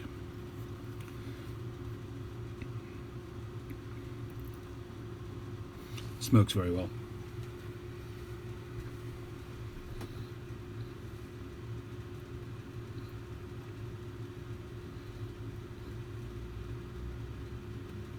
Well, where he is, it's not 1:45 in the morning, Beowulf, and I'm a 24-hour guy.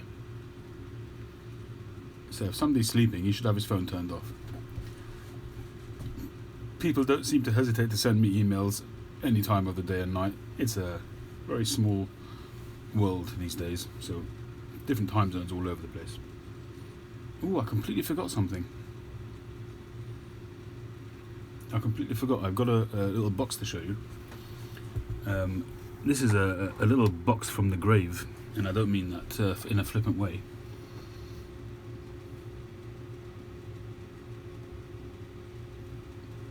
You guys all remember the late, great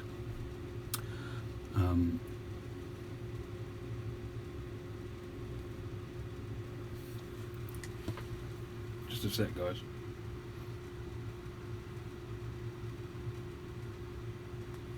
Sorry, you guys all remember the late, great Danny Shaw. Well, after I did a giveaway for him, raised a decent amount of money for him at the time to help him with some of his stuff that he was getting done. So he sent me a box of tobacco, and he sent it to somebody in the States for me, and they were going to send it on, but for whatever reason, best known to them, they decided not to send it. And of that box there must have been altogether about 30 tobaccos. 4 were left for me.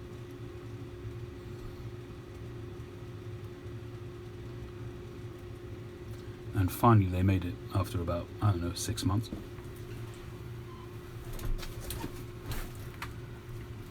So what I got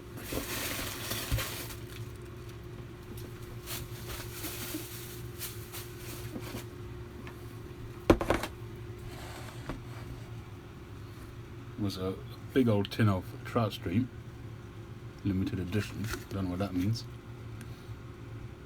12 ounces. Check that out, 0001. I never noticed that.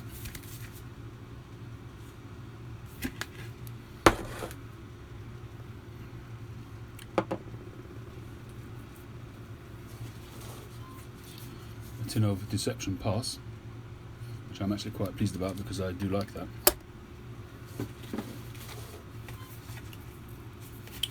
A tin of Regent's Flake GLPs, and this stuff is bulging, and this is from 2016. And finally, a tin of Potlatch. I don't know why these have no date on them.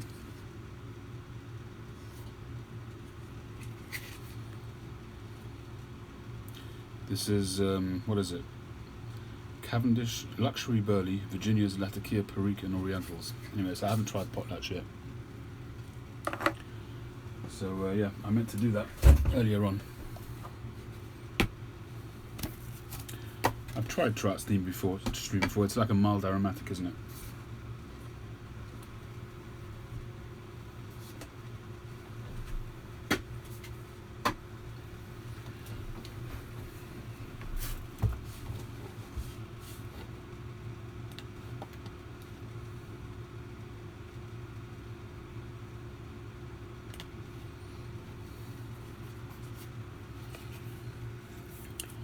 Anybody tried this Regent's Flake?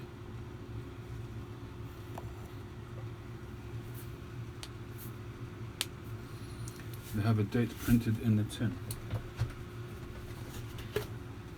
Whereabouts on the tin? I've got nothing on this. unless the barcode means something, or if any of those mean something.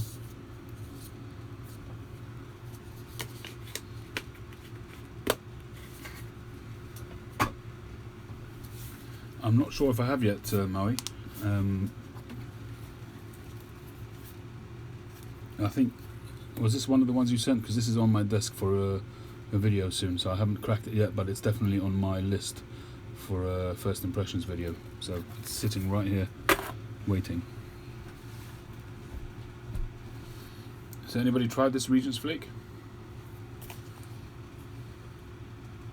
A generous measure of fine Izmir leaf is layered on a sturdy foundation of mature resin sweet bright Virginias and tobaccos, pressed and allowed to mature.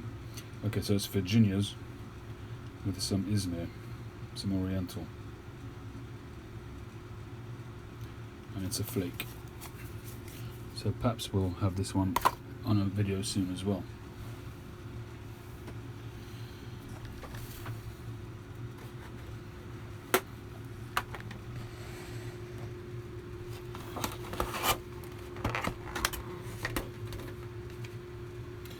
Yeah, I mean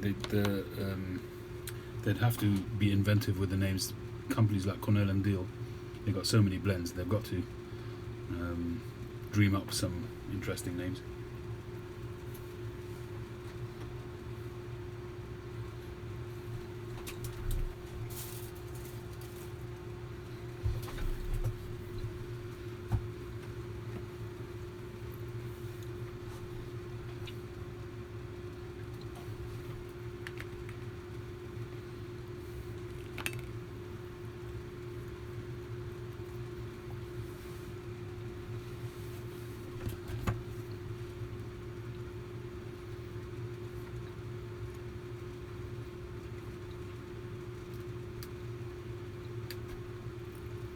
America. Alright, let's go for Gore Draw number 2.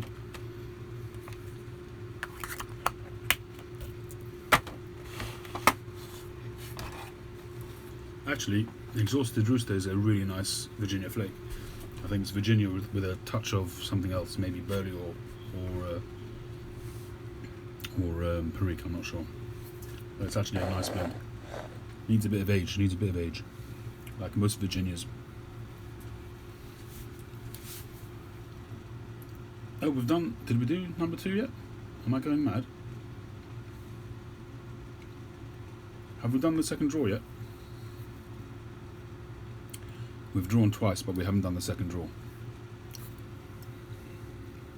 I haven't got an email back yet, no, I'm kind of delaying tactics, but if he doesn't answer, it's fine.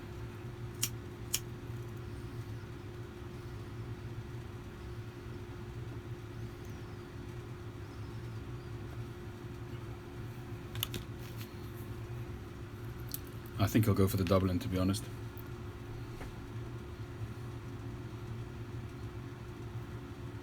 He will be very, very happy. Do it next week, says North Country Fisher. I can hear all of the other people saying, no, do it now.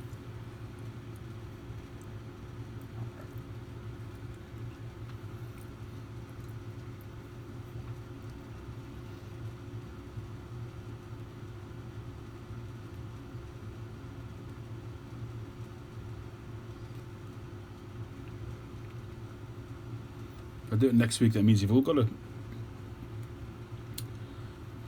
tune in again. Could do that, a bit of clickbait.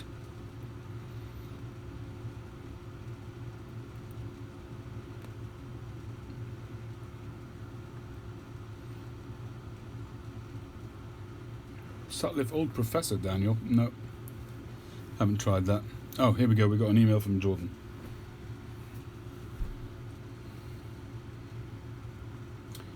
Let's see what he says.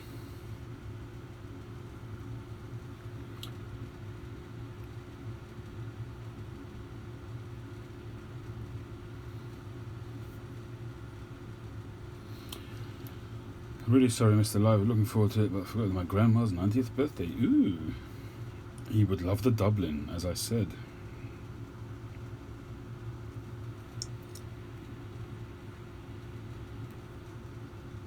Okay. So he's taking the Dublin. So I'm going to give you guys another stab at it for this chunk of briar here.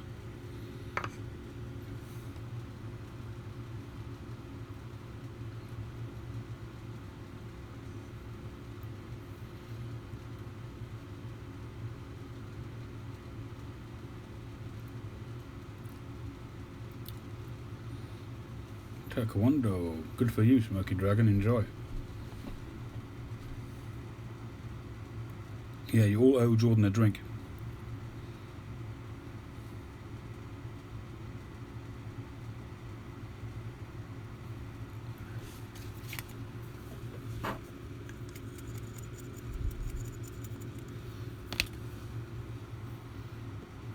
All right.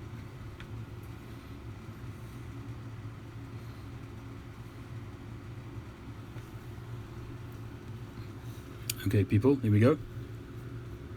Give me another entry for tuning in.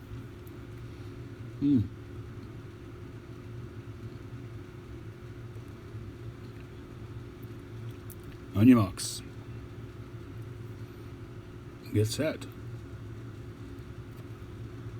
Randomize number 17.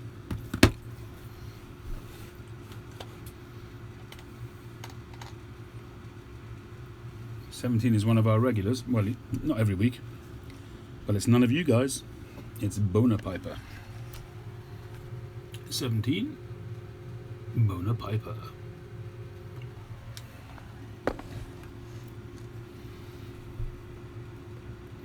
What I should have said is that it has to be somebody who's live now for the second drawing.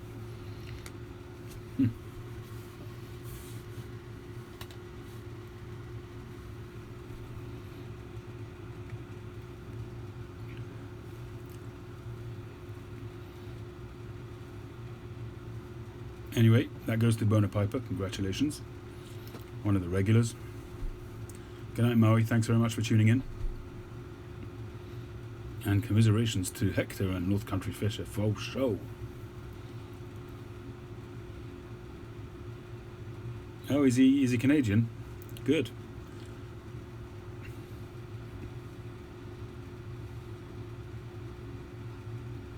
Well, that would have to go to Daniel Leslie. That would make a threesome in Canada, wouldn't it?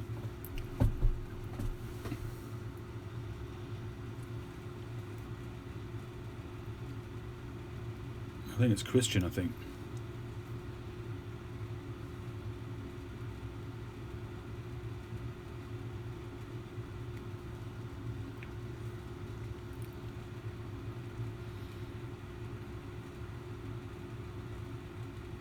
No, Dublin. Thanks for joining. Didn't see you there. Yeah, exactly, North Country Fisher.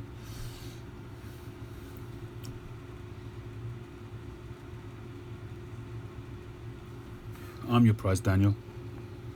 Me. Moi. Alright, so what else should we talk about, people? What's everybody smoking tonight? And who's going to buy some of my pipes?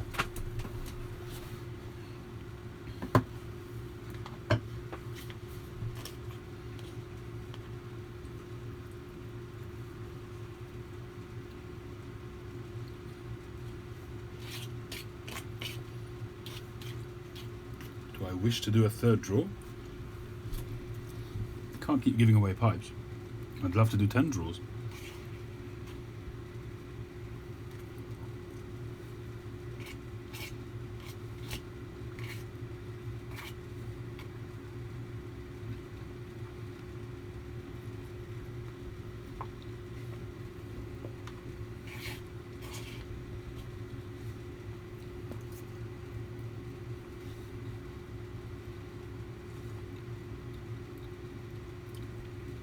Wow. Listen to that, everybody. Market Briar Blues says I should draw another number and he'll provide a surprise pipe.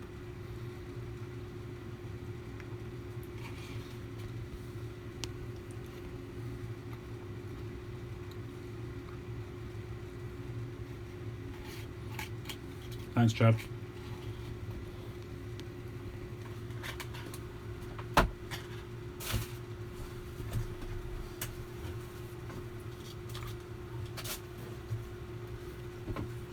Well, guys, This is the YTBC generosity right there. So we'll do another draw, courtesy of Mike at Briar Blues, where service is not a luxury.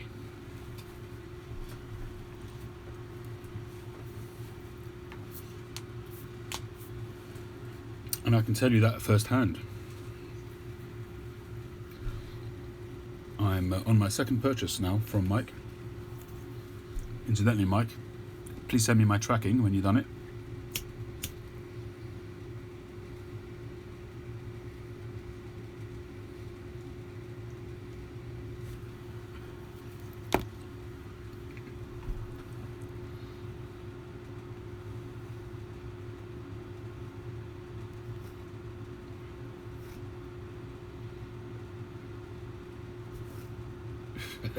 No tracking? Cheapskate, you Canadians. Alright everybody, let's do draw number 3. Okay, so you got to be in it to win it, as they say. You got to be here. That's one of Mike's conditions. Any other conditions? Do they need to be subbed to you or to me or to anyone?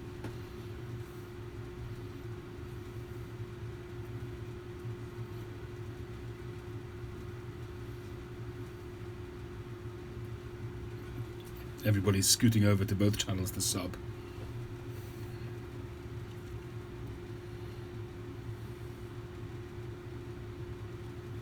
Okay, so basically whoever's here right now. John's not in. They need to have Quaker Piper as a handle. Okay, so I think that's a good idea. Whoever wants to be in, let's just say I'm in. I'll make a new list. I'll quickly jot down a list, give you new numbers, and we'll take it from there.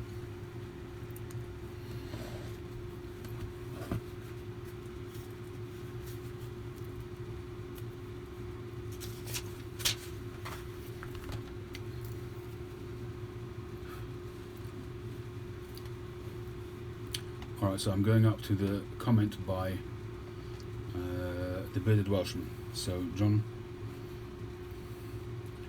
So, Bearded is number 1. Number 2 is PA.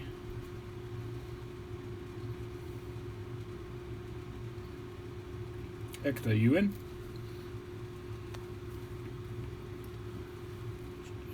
Beowulf is number 3.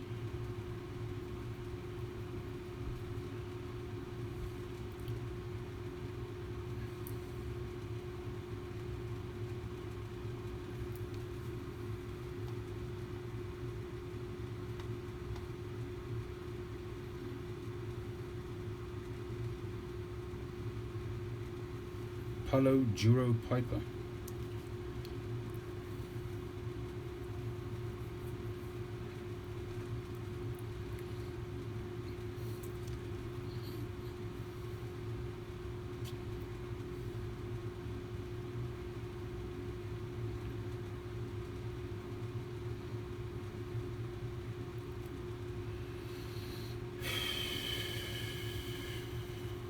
John Walker.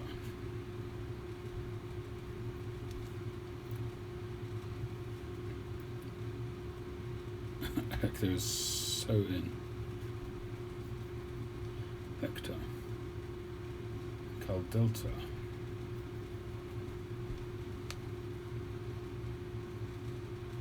Seven number is Tim. 8 is Wildcat.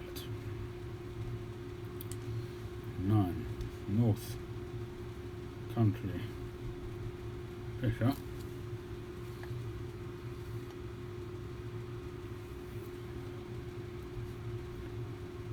Daniel Leslie.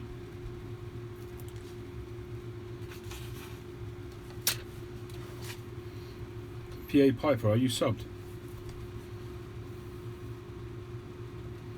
Or let's put it this way, were you subbed before tonight? Honest answers, please.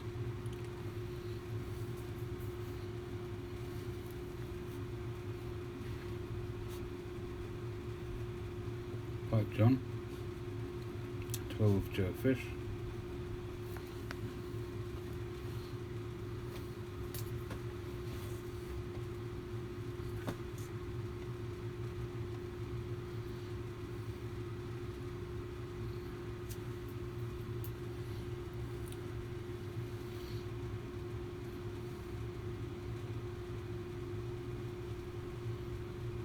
Yeah, Pierre, you're in.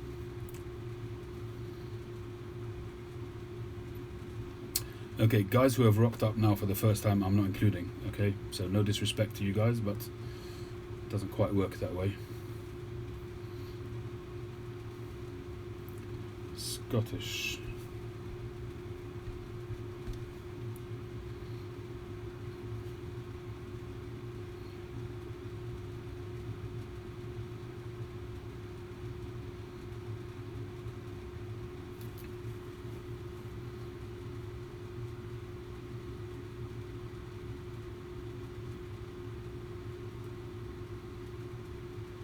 North Country.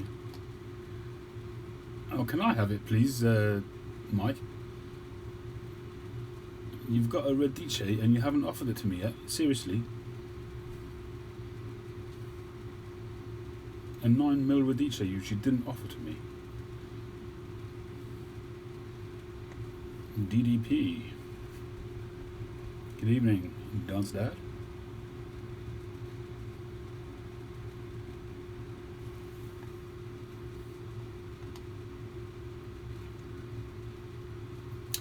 I'm not subbed to myself. Actually, I might have done recently. I think I was just desperate for the extra sub, you know. You know what? I'm putting myself into this. I want that pipe. Simon is number 15. I think that's fair. I'm entitled. Okay. You're in, Dance Dad.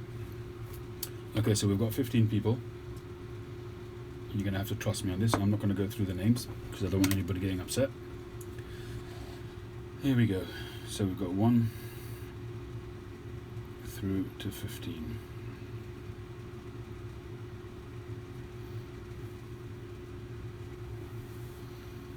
And just to be clear, I am putting myself in on this. I'm number 15. Is that okay with you, Mike?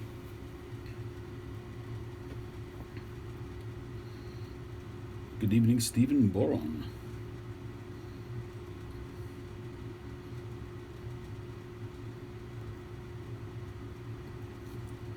I'll wait for Mike to answer, because if he doesn't want me to be in, I'll take myself off. Sure. Okay, thank you, Mike. You can have more than one name, more than one channel with the same name. Yeah, I've seen that many times. Alright, here we go, people. Randomize. 2. Number 2. PA Piper. Not the one with the red handle, the other one. The one who's been on all night. PA Piper with a pipe in his handle.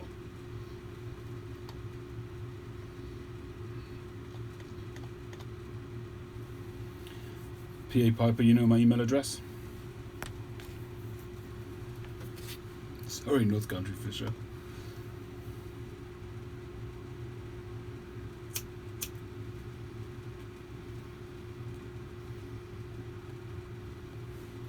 Mike, is that the bulldog that you've had on your website?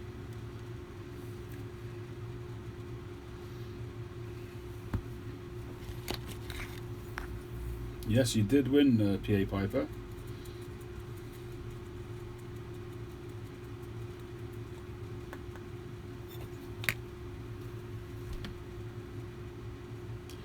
It's the PA Piper which hasn't got the red colouring on the handle.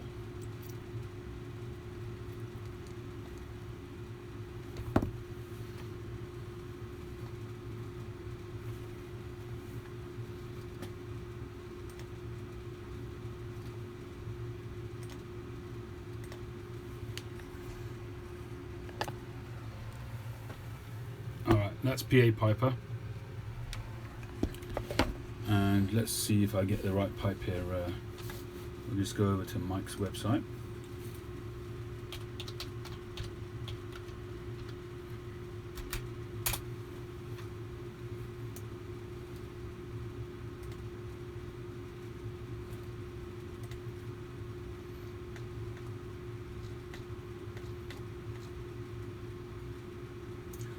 Ooh, look at all those pipes of the year. Whoa.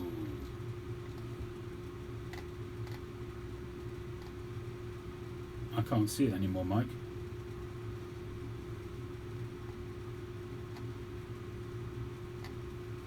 Oh, maybe it's a different one.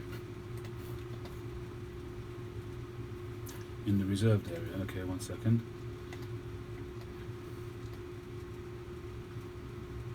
Yep, there it is. I assume it's this one.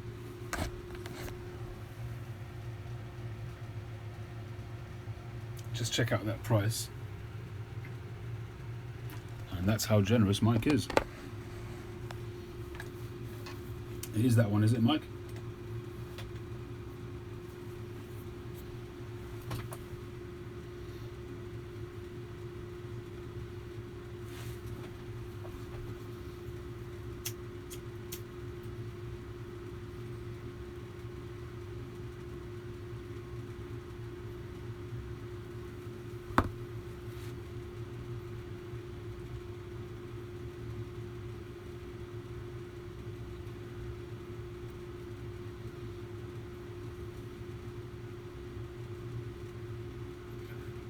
Daniel, I think I'm going to leave it there with the draws, but I would certainly encourage you to do a giveaway on your site. Why not?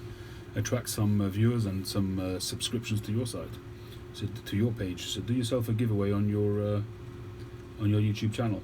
If you do one, I'll be happy to give you a shout out so people know about it.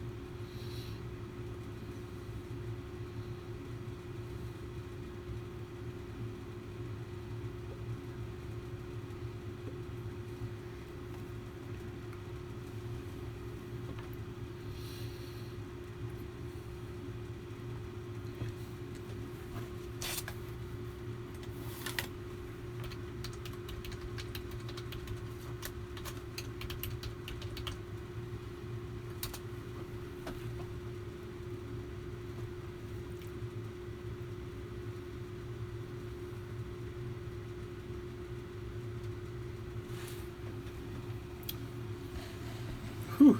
Okay, alright, I think that's long enough, people. How long have we been on for? We've been on for just over 2 hours.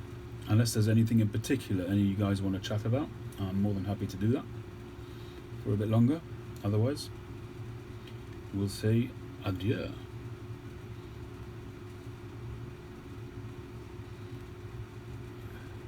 Good night, Tim. 200 sub goal is coming, Wildcat. Very nice. I'll try to remember when it comes up to do you a shout out as well. Good night, John. Thanks very much. Hector. Grobnob, late to the party.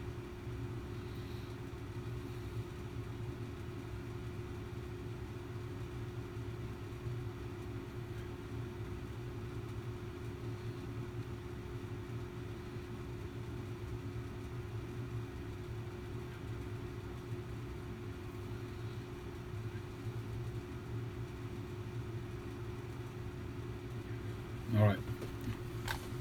So we're going to say goodnight to everybody.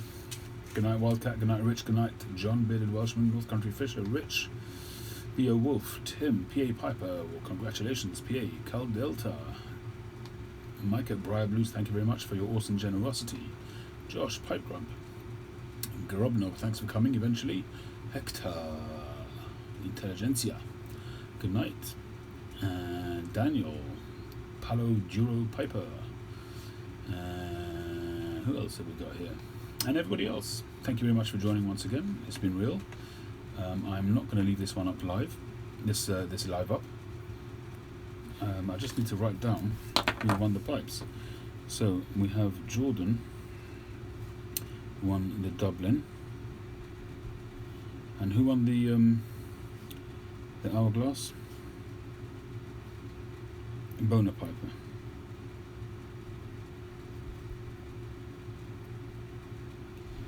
and PA Piper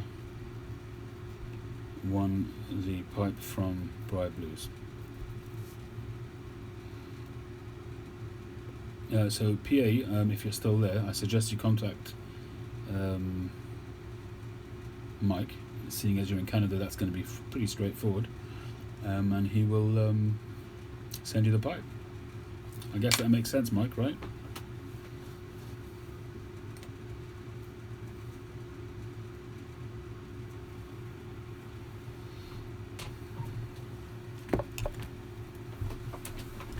Absolutely, Hector. I see no point in causing him anguish.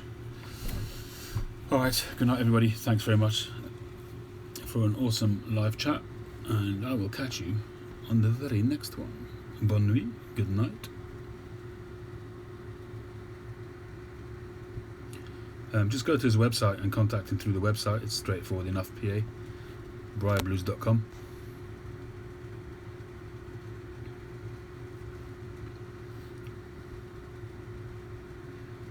Nighty night, everybody.